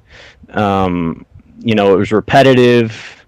The PvP was kind of bad because the lag and all this other stuff. But the game, if we start off with the game is 12 hours long, so it's pretty long for an open world game. The villain is very intriguing. The antagonist, Gaul. Yeah, the storyline in grunt, its right? Yeah, he does look like a grunt. I know. He looks like a mix between a grunt and Bane. And see, Saltiest. So right there, I'm gonna let you continue. Trust me. But right there, when you talked about like that girl, that ex-girlfriend that screwed you over. All right, I can see that. Yeah. I can see that. But my whole thing is if you left to do a new title and stuff like that, right? All well and good. Okay. More power to you. I have no problem with that. I feel I am very confident with 343 and what they're doing with Halo, going into the future. My whole thing is if you were so hell bent on making a new title, then why the hell are you kind of like snatching characters and shit that from Halo itself? It's like, we got this little robot that comes with you and stuff like that. Guilty Spark. Yo, when it comes to the enemies, there are a whole bunch of different like alien species that are kind of dark and possibly linked with this thing called the Darkness Covenant. We have these live events that just spur up while you're playing a game where you can group up with other people and go against the enemy AI firefight. You see what I'm saying? Like it was that's It's true to me, man.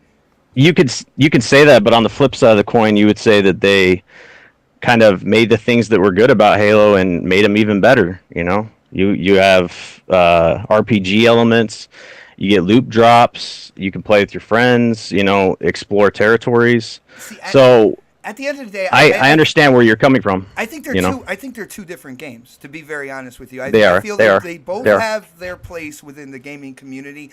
I personally wouldn't want Halo to go the way of Destiny, because when I look at Halo, incredible story, deep immersive universe. When it comes to the multiplayer, competitive PvP that's balanced, and that's what I think. When you talked about the PvP from Destiny 1, I believe that it was incredibly unbalanced, and that was one of the big issues with that, and that was one of the things that made it definitely not like Halo, because when it comes to Halo, the MLG esports, balanced multiplayer and stuff like that, Halo is known for that. So I feel like they're two different games. It's just it's really ironic to me. It's funny to me, like when I had somebody on social media, it's like, oh well, Destiny's not like Halo. I was like, well, no, it's not, but here are some of the similarities, like right here. You know what I'm saying? But if you had an animation studio, for example, okay, like a Pixar, they make certain movies and then they make another movie, but you could see similarities in the animation style and the things that they do. You're getting people that develop this game, and they're not going to just completely go away from what made them successful. That's what made them successful. So they're going to take what made them successful with Halo, and they're going to branch out from it. It would be stupid for them to be like, okay, we're abandoning everything that we did in Halo because we don't want to have any connections there. So what I'm trying to say, so for this campaign, for example, I saw tons of similarities to the Halo campaigns, like the Halo 2 and such like that. I said in my video that there's lots of areas where you play as a tank. You guys remember that in the Halo campaigns where you're in the tank and you do the mission? Yeah, so they did this in this campaign, and that's a direct callback to what they did. So I feel like they have a Magnum. They have the Master Chief's Magnum, but they made it lavender, and I was like, "Yo, fuck you, Bungie." Yeah. So I feel like they knew what was successful there, and they went back to it because their campaign in Destiny 1 sucked. So we need to go back to what was successful in Halo. And implemented that, go back to that, and that's what they did, So I can't deny the fact that it has lots of similarities, but I don't understand the people that don't actually play Destiny or haven't played it much that just love to bash the game. You know what I'm saying? I want to play it. That's the thing. I want to play it. I just can't afford it right now, to be really honest. That's fine. That's fine. That's cool. And like I said, it's just it's funny. It's interesting because to hear Fonzarelli talk about it, it didn't seem like he had many in his corner when it came to the Xbox community backing up his stance on Destiny. Well, so I thought I'd step in for him, and go up to bat because I love this game and I think it needs to be represented, the way it should. Fonz so I've talked a lot. Fonz is a GRG brother. Not only that, he is a really awesome guy. Like he is one of my favorite people to talk to, in the community when it comes to gaming and stuff like that. Huge supporter as well. So like I see where you're coming from with Fonz. Like overall, great guy to talk into game with. So. Yeah, I feel you. So that was my spiel there. I don't know. What do you guys think? Not bad. Yeah. Let's. I don't want to go to dark yet because that's just a love letter to Bungie right there. So let's go to K Mega, man. Yo, Mega. I stopped myself. Oh, that was so close. Yo, Mega. This game, Destiny 2, a lot of people talking about it on Twitter, man. First of all, did you pick it up? Are you going to pick it up, man? What do you think from what you've seen so far? The only way that I'll pick it up is if I get it for free or if it's cheap. Mooching. Yeah, mooching. Yeah, I mean, if anybody wants to hook up K Mega and wants to play, I'm fine because I'm not at that point to where I hate Destiny to where I won't play the game. I'll play the game, but I'm not going to buy it after the first one.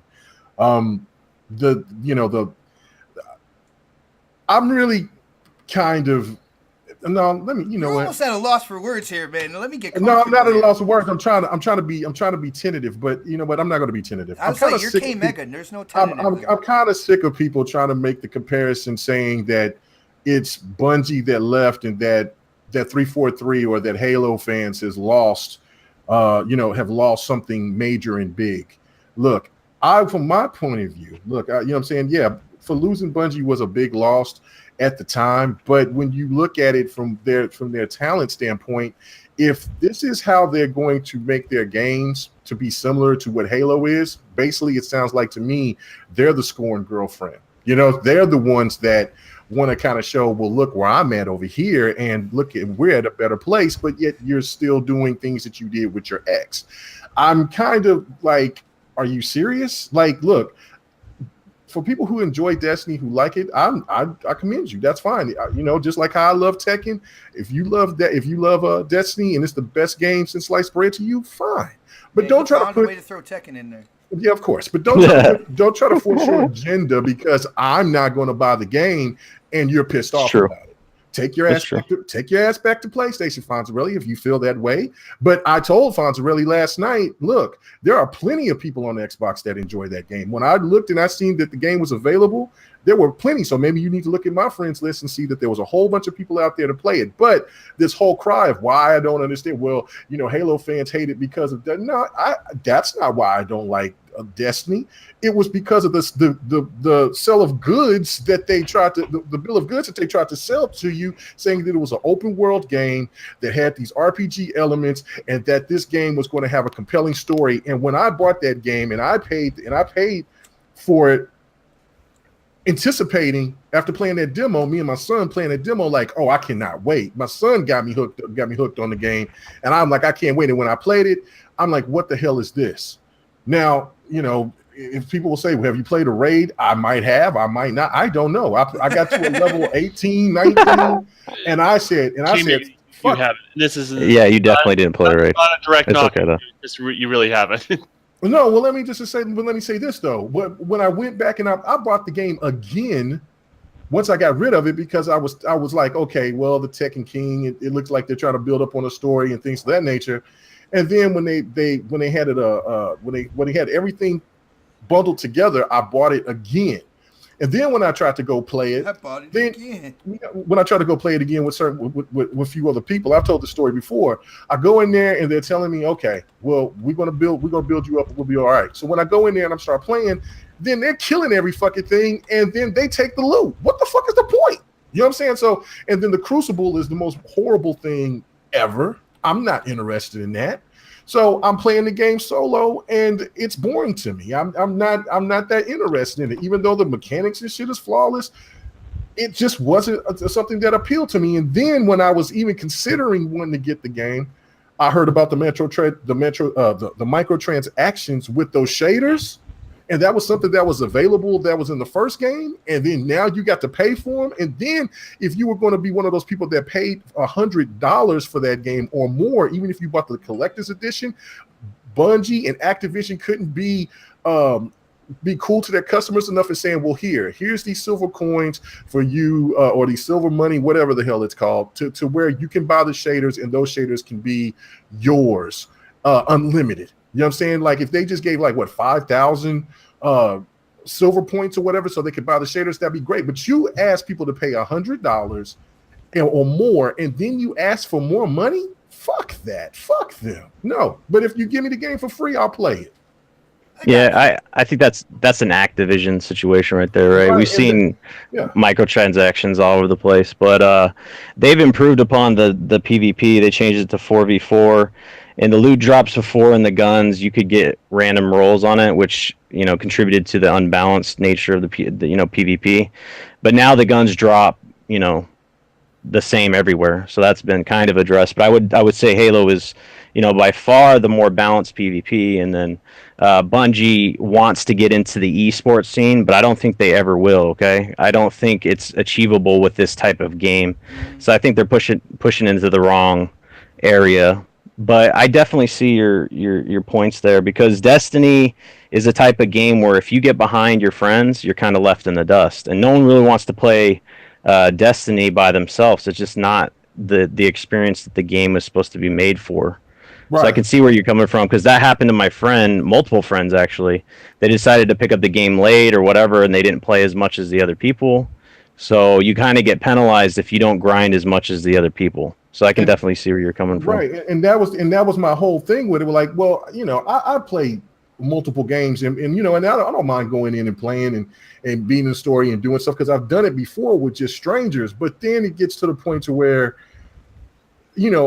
I want a compelling story, and I heard the story was really good and everything like that. Like I said, I'm not mad at anybody for loving the game more than they love Halo or anything else. That's your money, that's your purchase. Yeah. But do not come cross at me because I'm a Halo fan, and if I don't have Destiny, well, that's the reason why you don't like it, is because of what Bungie and Microsoft, their relationship went sour. I could care less about that. It's about the game itself and how the issues within that, and and Activision being cash grabbers. Right. That's my problem with it. So yeah, like I said, if I get it for free, I'm cool. But other than that, I'm just gonna have to move on from it. Nice. And I was wondering when it came to those microtransactions, I didn't look into it and see what exactly the issue was. I think you cleared it up more for me now, Mega. And to me, you make a lot of sense, man. It is what it is. And unfortunately, see, the thing is, here's the deal. Bungie created Halo, right? And I love playing Halo. I love playing within the Halo community. But we also got to realize that the Halo community is also voted as one of the most toxic in the gaming community. There are a bunch of people that, really come across, really say a lot of shit. Now, when Bungie, left, Microsoft and did this deal with Activision, of course they brought, some of that fan base over to Destiny as well. And it was Destiny 1 and stuff like that. And they have a dedicated fan base, but it is also a part of that community that was labeled as so toxic as well. So you're going to get people that automatically, if you don't have Destiny but you like Halo, well, here's the reason why, and it's because, the business deal and how Bungie's not with Microsoft anymore. It has nothing to do with it, guys. And especially that's the same thing in my book too. That really has nothing to do with it. When they left, I wish them the best. 343 was already making multiplayer maps for Halo Reach. I'm not sure how many people remember that, but some of the better multiplayer maps for Reach actually came from 343. It was in the latter part of the DLC and stuff, and I already knew that Halo was in good hands. And I was excited. I was excited when I heard that Bungie was making Destiny. I was even more hyped on board for the game, and I think, and that was the major letdown for me, because what thing that I could give I give Bungie is that I'm going to get a compelling story with great mechanics, and you know what I'm saying, and I got this game that I can sink my teeth into. So, and this is where they're going to take their game to the next level, and we didn't get that in the first game.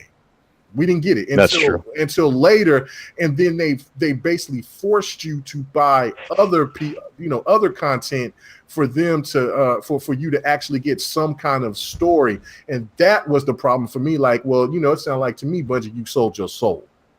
So that's my issue with it. I got you, man. I got you, and I think our buddy Dark here, he's probably chomping at the bit to get in on this. I know he's a Destiny fan. As you can see from the gameplay, that he definitely plays Destiny 2. So, Dark, man, why don't you give us your thoughts, your opinions? I knew this was going to be one of those crazy topics, man. So go in, man. No holds barred, yo. Well, first off, I heard K Mega said Tekken King, and I was all like, it's Taken King, motherfucker. Tekken on my mind, bro. And that's I like that even better. That's when my mind kind of went blank when he started talking about Tekken. I was just like, okay, just shut up. No, I'm loving this game, man. I am absolutely ecstatic that it's out. I actually, I'm probably one of the maybe less maybe the few people that actually really loved the first one. And I just Dude, you and for them Saltiest, to man, you guys are good. Like he put in his time in yeah. Destiny as well. So maybe you have a new partner here when it comes to online multiplayer, dude. Hey, Yeah, Dark, maybe. Dark, just so Dark, just for perspective, how many hours have you put in the original? In the original on Xbox, I put in 4 days worth, and then on PlayStation, I put in Damn, your mangina hurts after all that time. about 25 days, Oh, somewhere around 25 there. days? Okay, yeah, okay, Somewhere around gotcha. there. Yeah, so it was. I played a lot of it on PlayStation because they got all the DLC for that, and then when it came down to like getting into the community, I was just like I'm gonna play it on Xbox because I have a lot more friends on Xbox, and I know a lot more people who are gonna be able to want to jump in and do raids and do the strikes and stuff, and I think this game is coming out at a time where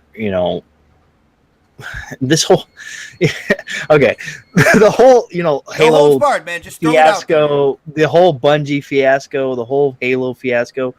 Fuck that bullshit, okay? Like, come on. Like, Bungie wanted to go on and do their own thing.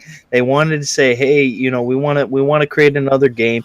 Microsoft said, "Hey, no, we want to, want you guys to continue to make Halo," and that's what happened. And now 343 is doing Halo, and they're doing a great fucking job with it. There's So more they're to that doing story though. There's a there's more. there's a Yeah. struggle within Bungie. There was actually a divide there. There's part of the studio wanted to move on and do a new IP, which was Destiny, right? Right. And then a big portion of the studio wanted to continue to work on Halo. They actually wanted to. Both sides had a guaranteed job, either with Right. Microsoft at 343 or Bungie. So that sort of split between Microsoft and Bungie saved Bungie. It really did, because if they held on to Bungie or if they just dumped them, I have a feeling that studio would have fell apart internally, because there was a huge black and white divide there. Right. Yeah, I hear a lot of people bashing this game online. They're saying, "Oh, it's just Destiny 1.5." It's fun, Man, honestly, I understand it's fun. I get into it sometimes too. I'm just like, it's pretty funny, some of those things that people say. But for me personally, I think it's a lot better than the first one in terms of like, there's more content that's going on, at least from what I've played so far. I mean, maybe 30 or 40 hours and maybe 30 hours into the game, and doing it a lot. There's still a lot of stuff I still have to do, with the Nightfall and the raid when that comes out. So I mean, I'm definitely going to be spending a lot of time into this game for sure. Nice. All right. Well, let's move on to the Don, man. I know you have the game as well, right, Don? Mm-hmm. Absolutely. So why don't you throw in your thoughts and your opinions on Destiny 2? See, before you really get in there, I just find I feel that Destiny 2 is a good thing, because when they first came out with Destiny 1, it was supposed to be a 10-year game. There was never supposed to be a sequel.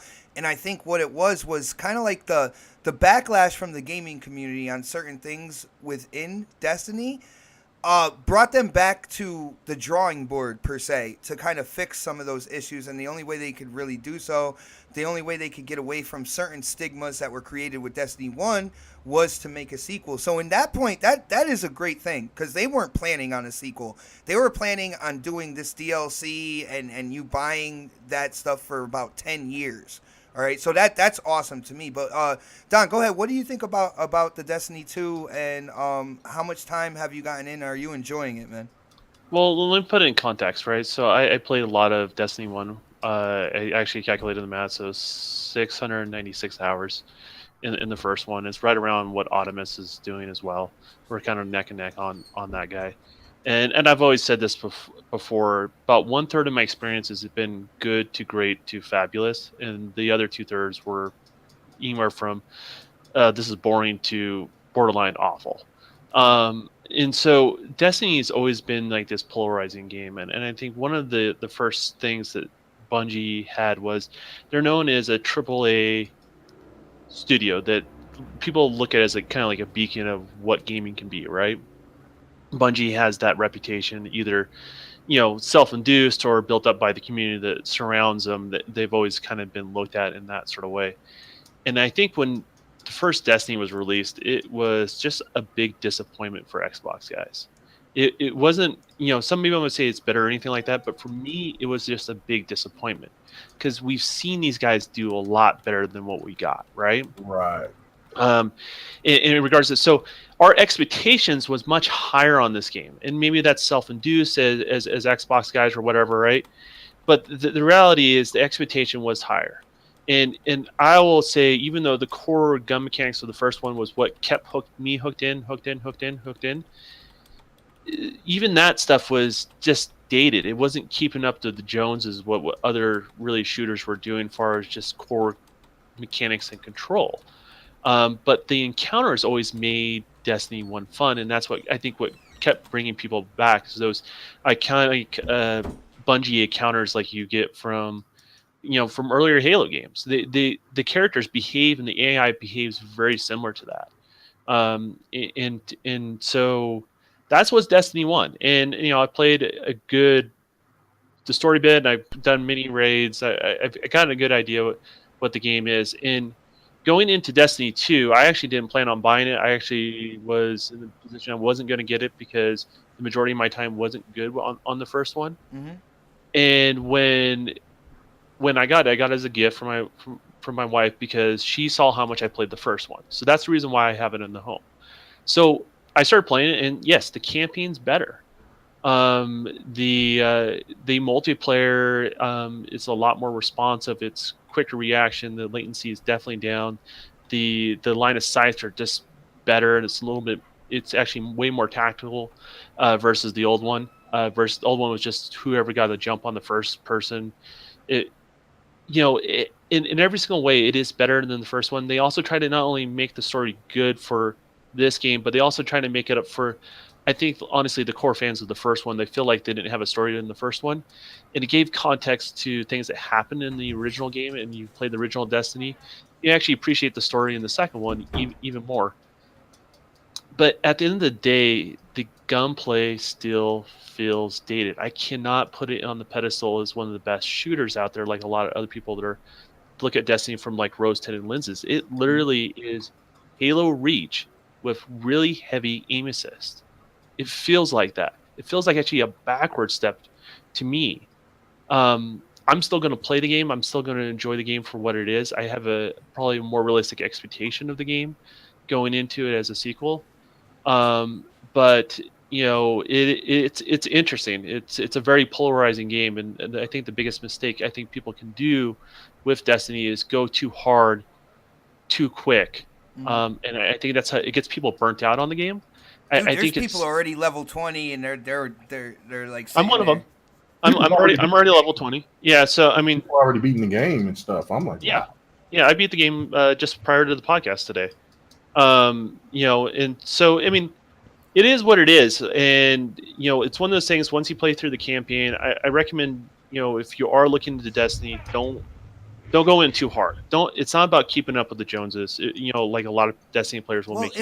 Hold on one second down. If it has a better story, right, than the first one, and let's just face it, the first one was, you found stuff around the area. You go online to the website and read exactly what was going on or whatnot. If it has a better story, does it have a story to the point where, because Don, I know when it comes to Halo 5, you have talked to me about going back and playing the story on Legendary, right? Mm-hmm. Now, I do know there are two different games, but is the story for Destiny 2 on that level where you want to go back and replay it?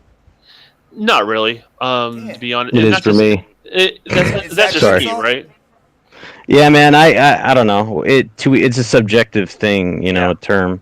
But the Destiny 1 story was fractured because of the stuff that happened behind the scenes. People were literally, the guy that was the lead story creator, he was fired. a year before release, and then they had to scramble together and put together, the story together. Activision didn't like the direction it was taken, so that's why it was so fractured and it didn't make sense. And this story, I would play it over and over again, but Nice. that's me. But there is a higher difficulty as well. People don't know about it. It's not like a legendary mode where you can go and play the whole story.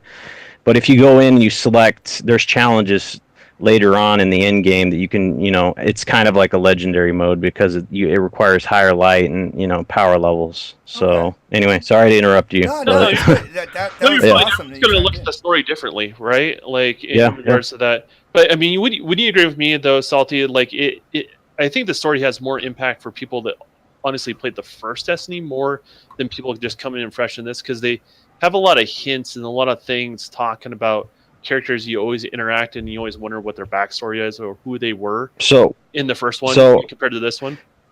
I think the story of Destiny, as we know it, started with the Taken King, because that's the moment where the villain actually had a voice and he talked and he had a reason for the things he was doing. If you ask people, when they started to enjoy the story, it'd be there, right?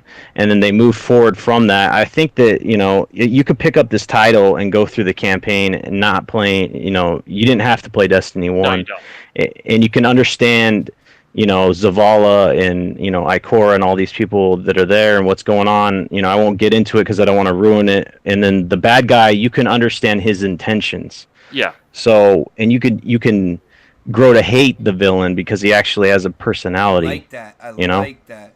Yeah, it's one of those things.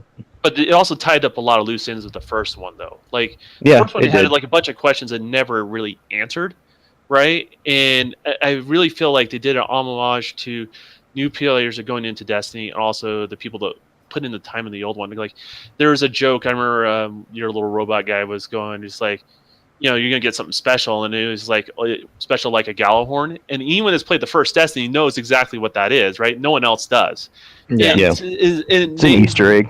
Yeah, so they litter that story with things like that throughout the whole thing. I noticed, right?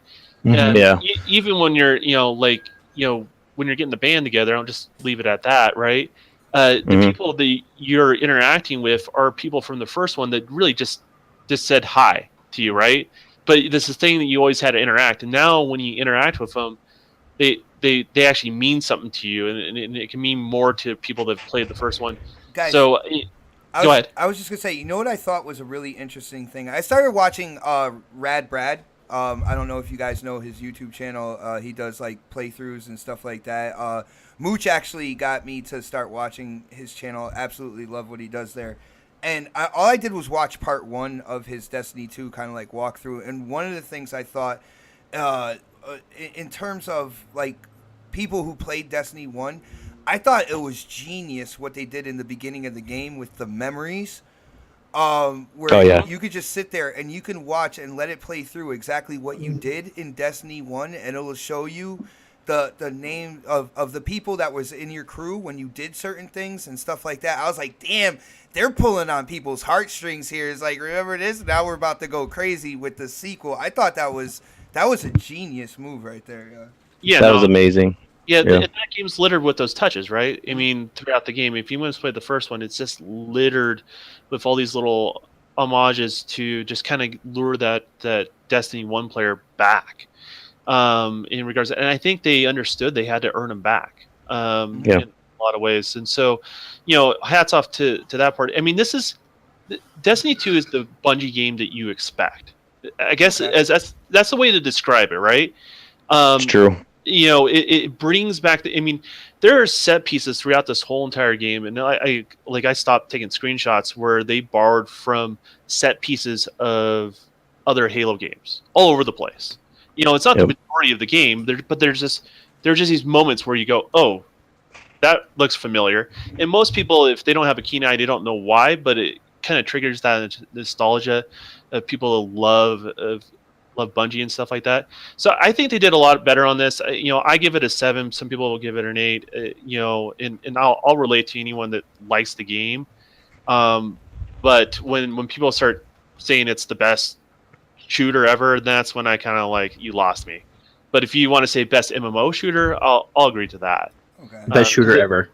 Yeah, Dark, we're not going to even fire teams anymore. We're not doing it. But I mean, it's a fun game, and if somebody wants something different to play, I mean, there's not another game like it right now. Yeah, so Dark had me choking, I would by the say way. I would say to the people that are Halo fans. Sorry about that. I would say for the people that are Halo fans, this is the best time to hop in. You probably should wait if you're not about that grind. You're not about all the other stuff that comes with this game. Wait till it drops. Man, I can't Like afford it $30. right now, though. Damn it. Yeah, like wait till it drops till $30 and then play that campaign and focus on the campaign because I don't want to give it away, but I feel like I said, they went back to their roots, and if you like Bungie, what they did with the original Halo, you will like the campaign, and that's it, Emo. I don't worry about anything else. I got you, man. So. It's funny, dude. Destiny has become such a stigma in the gaming community, and It's true. The thing is, it's gonna sell. There's a huge fan base out there, and I was just wondering with the sequel, if it's gonna attract more of a player base and not just like the people who did the grind the first time around. I wanna wrap up this topic and pretty much this show with one question because the majority of the panel you guys have Destiny 2, so you guys You look into gaming news and stuff like that. Bungie had to get this game out before a certain amount of time, or else Activision would have completely owned the Destiny IP. That being said, Bungie left Microsoft, do something new, started a new marriage, and that marriage was with Activision. I gotta ask. I'm gonna start with you, Salty man. Special guest on the show. Do you feel like Activision will hold Bungie back in being truly creative with the Destiny franchise and do exactly what they want with all their like time constraints and kind of like saying, all right, you need to do this by this time or else we own the IP and stuff like that. Activision are money grabbers. Do you think they're gonna hold Bungie back for like this Destiny franchise in the future, man? Man, I think that Activision I'm not a big fan of Activision. They do the COD franchise and all this other stuff. The shaders, for example, that's something that directly ties into the money grab. The fact that they're changing the shader from an item that you can shade all your armor pieces to a one-time use. So these are the things that you're going to be seeing in the future, and it's something that was introduced in Destiny 1. They're like, oh, it's just this little thing, don't worry about it. Oh, it's just this little, and then slowly but surely they start doing more and more, right? Yeah. So I do think it's going to hurt them per se, not necessarily on the quality of the game, because I do think that even with Xbox, they had the time constraints. They needed to get the game out by a certain time, a deadline. Deadlines occur with all developers, and publishers all around. But I think where it's going to hurt Destiny and Bungie the most is what they're going to have to push on the consumer and see how much they can stick them with. You know what I'm saying? Like, how much will the consumer take before they say, enough's enough. I'm not doing this. Yeah. How much pounding before the asshole's too sore, basically? Yeah. So that's the thing that I worry about, because there's a gun called the Cold Heart. It's an exotic, right? If you didn't pre-order the game, so if you pre-order it, you beat the story, you get that gun. It's in the Postmaster, okay? So you beat the story, you get this exotic that's supposed to be difficult to get. You get it for free. But if you didn't pre-order the game, you have to wait till December to get this gun. And it's a good gun, and I've seen people use it in PvP effectively. So effectively, that's pay to win. Yeah. Okay. It's forcing people to buy your game without doing research or waiting. And if they don't get this sought after gun. And I don't like that. That's something that is screwing over your consumers. They're doing the stuff with the marketing rights with PlayStation that's anti-consumer. It screws over everybody. You lock out a strike that's only PlayStation specific, and Xbox people can't get it. What people don't understand is that can't be in the Nightfall rotation. So everybody loses. I got you. So that's the kind of shit. That's the kind of shit you're going to see with Activision. So yes, I do think that they got in the bed, in bed with the devil, but they're there. So that's not going to change. You So can't go anywhere now. And I think that definitely alludes to what K Mega was saying on his reason why, like, he'll play it if he gets it for free. But what Activision has done with this title from the first Destiny and stuff like that, because they got their hands in the honey jar here, and they're trying to scoop up as much as they can. And I think it goes right along with what he said. But with that being said, I do want to go to Mega on this. Mega, Bungie, Activision are married now, and their kid is Destiny, man. What do you see for the future of their kid? Do you think Activision is going to hold Bungie back, hold Destiny back, because they have a tendency to try to grab that dough, man? Yeah. I mean, it's just the Activision You're a living example of it. Yeah, I mean, I'm saying Activision is basically, I know that you and Mooch and all you got in crap, they enjoyed the new Call of Duty World War II, but when I played that beta, I was not impressed. I just wasn't feeling it. It did not feel it was too slow for me, and it seemed like, I don't know. It just seemed like Activision has got a problem with how they price things, and they always want to try to generate money any kind of way possible. And I understand that it's a business, but their practices is just so shady. And I don't know, man. Destiny is there, and maybe the next one will be a lot better. But I feel that once it get to a point to where even when Bungie wants to expand the game even further, Activision is going to hold them back and then put entire things under microtransactions or to the highest bidder with marketing deals and things of that nature. And to me, that's just anti-consumerism, man. Yeah, definitely.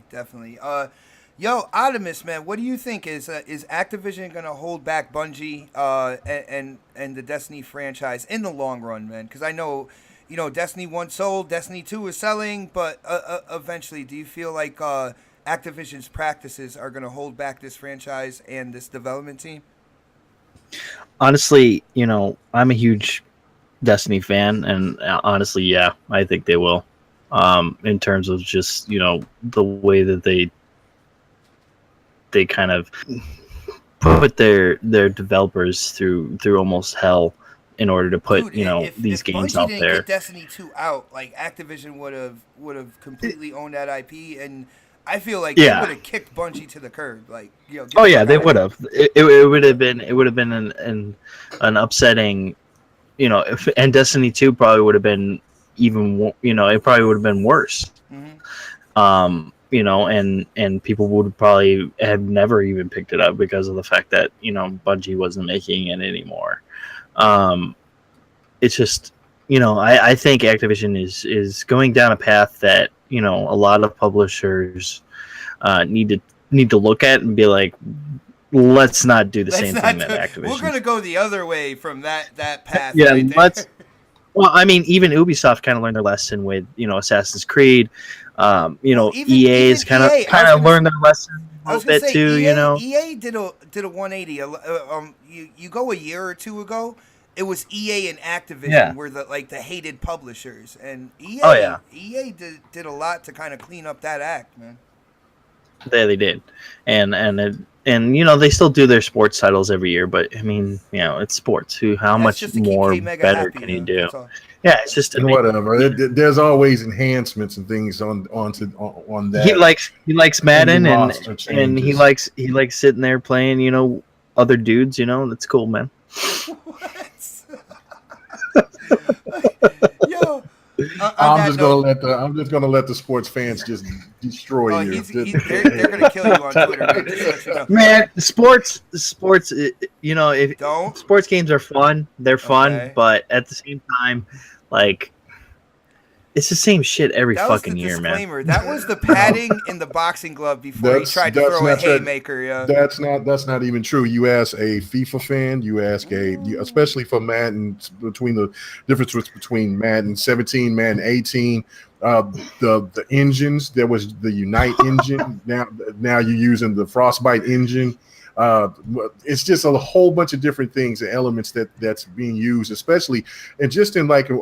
I think those are minute tweaks, NBA. Those are minute tweaks compared to some of these other games that are coming out 3 or 4 years after the sequel or whatever. I mean, okay, just look at what NBA 2K has done with what they had their park. Like, okay, Madden and FIFA, Madden, well, even baseball, because even with the show. But I'm just going to go for more because I play Madden and NBA 2K a lot more. If you put in NBA 2K, I would rival a lot of games out there that NBA 2K has probably more content than most of the games that comes out. Oh my goodness, the They stat go all tracking year alone long. in sports games is insane. Yeah. And if you look at what they're doing with the thing called the neighborhood, what's their thing with what it was, the park. They took that and made that into something that's like insane. Like it's crazy. There's not a harder game to work on other than an established sports franchise. So year after year, you have to release literally picture level detail on characters, crazy amount of characters, capture the animation and personalities. Yearly, like that is. There's a lot of work that goes into sports games. I'll contest that. And, I don't play sports games. I actually do real sports. So, I mean, but I will always say that man, my hat's off to anybody that works on a team like that, working on a sports title. That is one of the hardest jobs in the industry. Nice. And the fact that you have to, you think that the fanboys are really asshats and overcritical. They're really critical about different shots, looks, everything. They want that thing to be as authentic as it absolutely can be, and so you gotta show the respects to the sports games, because 2K is made. 2K from what 2K was making all that money off of the NBA, that helped out a lot of development on other games as well. Oh yeah, definitely. I knew as soon as I brought up sports games, I knew K Mega would just go off. That's why I did it. Yo, Dark, you are a troll, man. But yeah, I do want to bring this back on topic, and I believe Don didn't chime in on his opinion when it comes to Activision. Bungie and Activision's relationship. Do you think, like, in the future, do you think Activision will be that element that holds back the Destiny franchise and in fact Bungie as a development team? I don't think I would even remotely try to disagree with anyone how they feel about the microtransactions and how they've been managing their games as a publisher. But I'm going to try to look at the bright side, right? Because always the customer always looks at what affects them negatively. Yeah. And I'm looking at it from the fact that if it weren't for that partnership, they wouldn't have High Moon Studios helping them out on Destiny 2, right? They're the untold soldier of Destiny 2. If you look at the credits on that game, literally about 1/3 of the staff is from High Moon Studios, not just Bungie. That would never have happened if it weren't for Activision. The loot system, that wouldn't happen if it weren't for Activision in that Blizzard partnership, right? Okay. That's where it comes from. So the type of game they wanted to do, I think, had a lot to do with the tie with Blizzard and their loot system and how to properly manage that style of game. But they wanted to take that first-person shooter perspective. So there's been a lot of benefits to that. And I would honestly say, too, Bungie, even though they're a talented group of guys and stuff like that, one of their biggest Achilles heels is timing. They suck at bringing products on time. They just, since the release of their studio, a history, you just follow like all the games they release. They have a problem with timing. Oh yeah. In getting products out at a right time, and that is dire straits for a studio, right? you can't release a game on time, sometimes they gotta move to Japan, man. Then it's all good. well, sometimes those finances dry up, right? So how are you going to pay your employees? What happens to the studio? The studio just implodes on itself, right? You Crytek it. you get where I'm coming from, right? Yeah, I Like, got you, man. So they, Bungie needs publishers. They hate publishers. I can tell, like, they don't really like publishers that push them to do their craft and release their craft on time and stuff like that. They've publicly kind of talked about how they felt with Microsoft, right? But Microsoft, helped Bungie be the studio that they become today, and vice versa. I think Bungie is crucial to making Microsoft the publisher that they are if today. Bungie didn't make Halo, the first Xbox would have been the last one. Yeah, I mean, they mutually benefited from that relationship, right? Yeah. And I kind of look at this sort of situation. I think, Activision has to look at their business model and if they want to get more funds out of their game outside of just the base game. I get that. There's nothing wrong with that. But they need to come up with a way that their customers are on board. And I think that's an area where Activision can use some improvement in regards to that. But I think I see a lot of benefits to that partnership in regards to that. I don't know if Destiny goes its course, if Bungie is going to continue that relationship with Activision. That only time will tell. I mean, got about another 5 years, so we'll see how all that goes. Mm-hmm. But I see the benefits just as much as I see the cons that everyone else sees. Nice. And I gotta say, first of all, huge shout out to the other gaming podcasts out there. But this is one of the main reasons why I love doing this show. The different personalities, the different opinions, and all of it comes from common sense, except for Dark sometimes. But for the most part, like he's not wrong. He's really not. I love the opinions. I love kind of like the back and forth gaming discussion that we do have on this show. It makes Saturday an absolute blast to come together and do a live show for everybody out there. Huge shout out, guys! If you're loving the show, definitely hit that thumbs up button for us. Definitely follow all of us on Twitter, all that good stuff, man. Because it doesn't just start and stop on Saturday night, man. We are active on Twitter, Facebook, and whatnot, and we love getting into gaming discussions. But guys, on that note, I believe we will top off the show. We did go long again today. I am trying to make Mooch proud. Hopefully he's out there somewhere tuning in, and he is proud at how long next podcast does tend to run. Guys, I feel like we had a great show. We do gotta get our plugs in there. What we're up to, our channels, all that good stuff, and we gotta start with our special guest. Saltiest Gaming, it was an absolute blast talking games with you, man. It was your first appearance on the show. I gotta say, hopefully you don't become a stranger, and I would love down the line to have you on again. But you gotta let people know where they can get a hold of you, Twitter, social media, and stuff, and definitely let them know about your channel, dude. Yeah, Saltiest Gaming, 2 words. So it's gaming, not gamer. I know it would be nice to. It wasn't available. So Saltiest Gaming. That's my channel out there that took gamer. Yeah. Saltiest Gaming, like all together for Xbox Live. Saltiest Gaming on Twitter there's a 1 instead of the I. Like I said, I'm passionate about gaming, as you guys could hear throughout the podcast. I love talking about video games. You can hit me up in my DMs. You can hit me up in my messages on Xbox. We can get in a party. You can talk about it in my comments. That's what I love to do. I hope you guys enjoyed the podcast because I enjoyed it. Thank you for having me on. And yeah, that's about it. Nice. Beautiful, man. Spoken like a professional. So let's move down. let's move down the list here, like a 40-year-old with a comb over, man. We got to get these plugs, so we got to get the longest list out.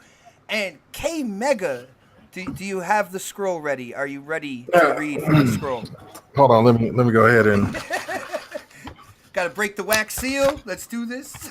Yeah. He's actually got a piece of paper. Yeah. All right, let's go. All right, okay. Okay, anyway, I'll just mess with you. Man, yeah, check us out. Thanks. Appreciate for Saltiest to come on with us, man. Always a pleasure to do the next podcast. But yeah, man, you can check me out, especially on my channel at KMega405. So don't be afraid to go hit that sub button. Also on Twitter, man, you catch me on BGST on Sundays. You can catch me doing the GRG podcast on Friday night, multiplayer on Thursdays with Next Gen whenever he decides to do it. And man, and then just shit. That's about it. I'm trying to think of anything else. Let me go back to my scroll. No, I'm just playing. Anyway, man, thank you guys. Intro Media. Oh, yeah, and I got to give a big shout out to Intro Media. Man, we went extra long today, man. Yeah, we did, man. But Woo, the funny thing was, it did not feel like a long time while we were talking, though, man. Well, it is when you have your lady looking at you. She's walking past the door and she keeps looking at you like, "Don't we have somewhere to go tonight?" I do apologize, Mega. No. It's all good. It's all good. You know what I'm saying? We be fashionably late is always good. You know, we'll be there. Stylish. That's the way to go, man. Yes. Nice. Next on the list, our boy Dark Goldblum, which was getting praised for his icon on the show. And yo, Dark, why don't you let people know? I know you are on another podcast. I know you're on Twitter. Let everybody know where they can get a hold of you, man. Well, you guys can find me on Twitter at Dark Optimus. You can also find me on Xbox Live at the same name. You can also find me on the Quest podcast every Thursday night at 9 p.m. Eastern, 6 p.m. Pacific. And Saltiest Gamer, absolutely fantastic having you on tonight, bro. It was a fun show. Definitely. I got your name wrong, Saltiest Gaming. My bad. Yeah, it happens. It's all good. I want to call you Saltiest Gamer because, like, I know it's fine. It's fine. It wasn't available. I checked, but hey, you know. Awesome. And of course, we gotta let the Don get his plugs in, man. Have you made any videos on Happy Little Polygons lately? Oh crap! I gotta upload those.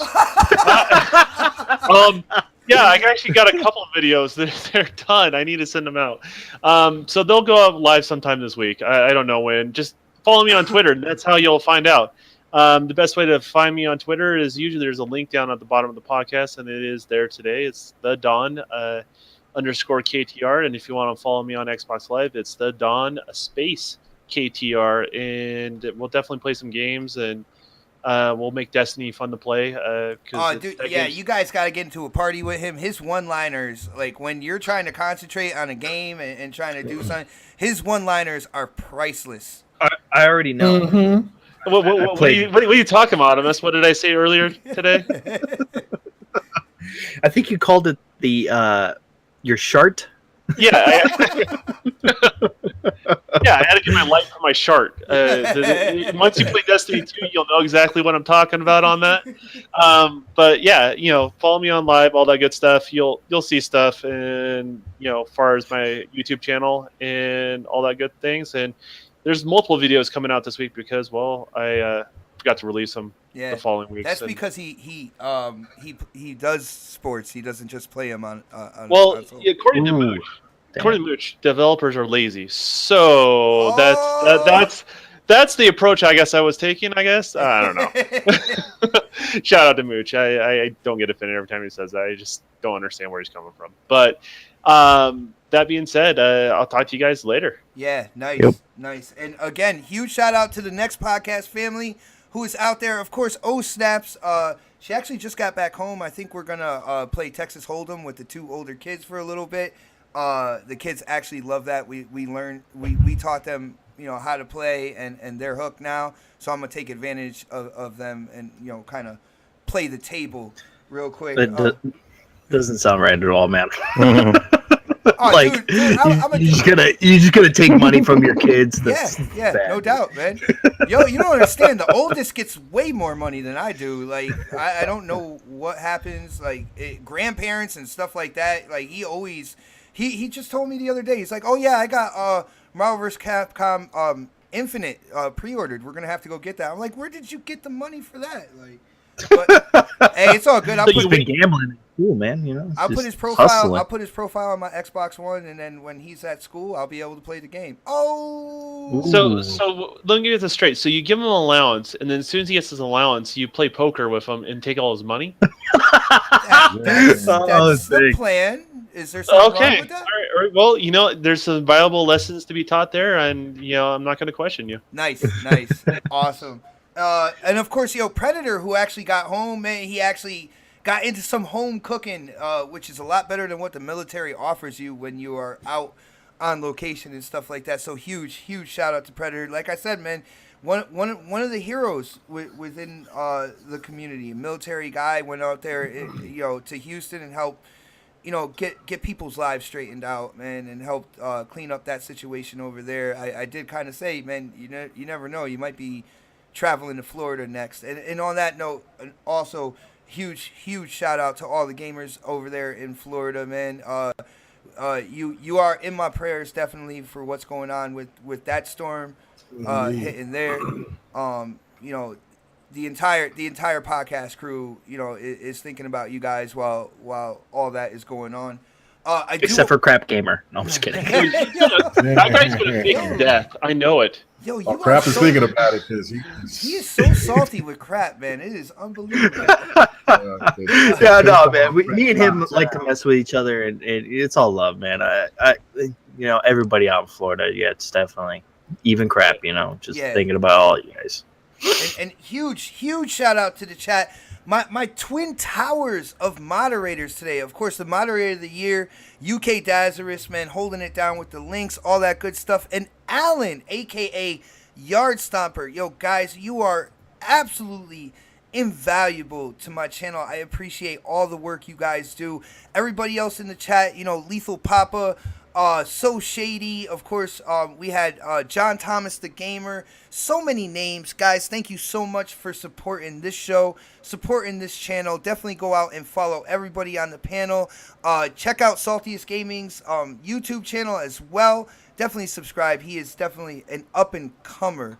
But like I always say, it is Saturday. The gamers want to get the controllers in their hands. Thank you guys for hanging out with us live. And like I always say, check you next Saturday for the next podcast. Have a great weekend, everybody. Peace. Good night, everyone. Good night. You get some lotion for your feet?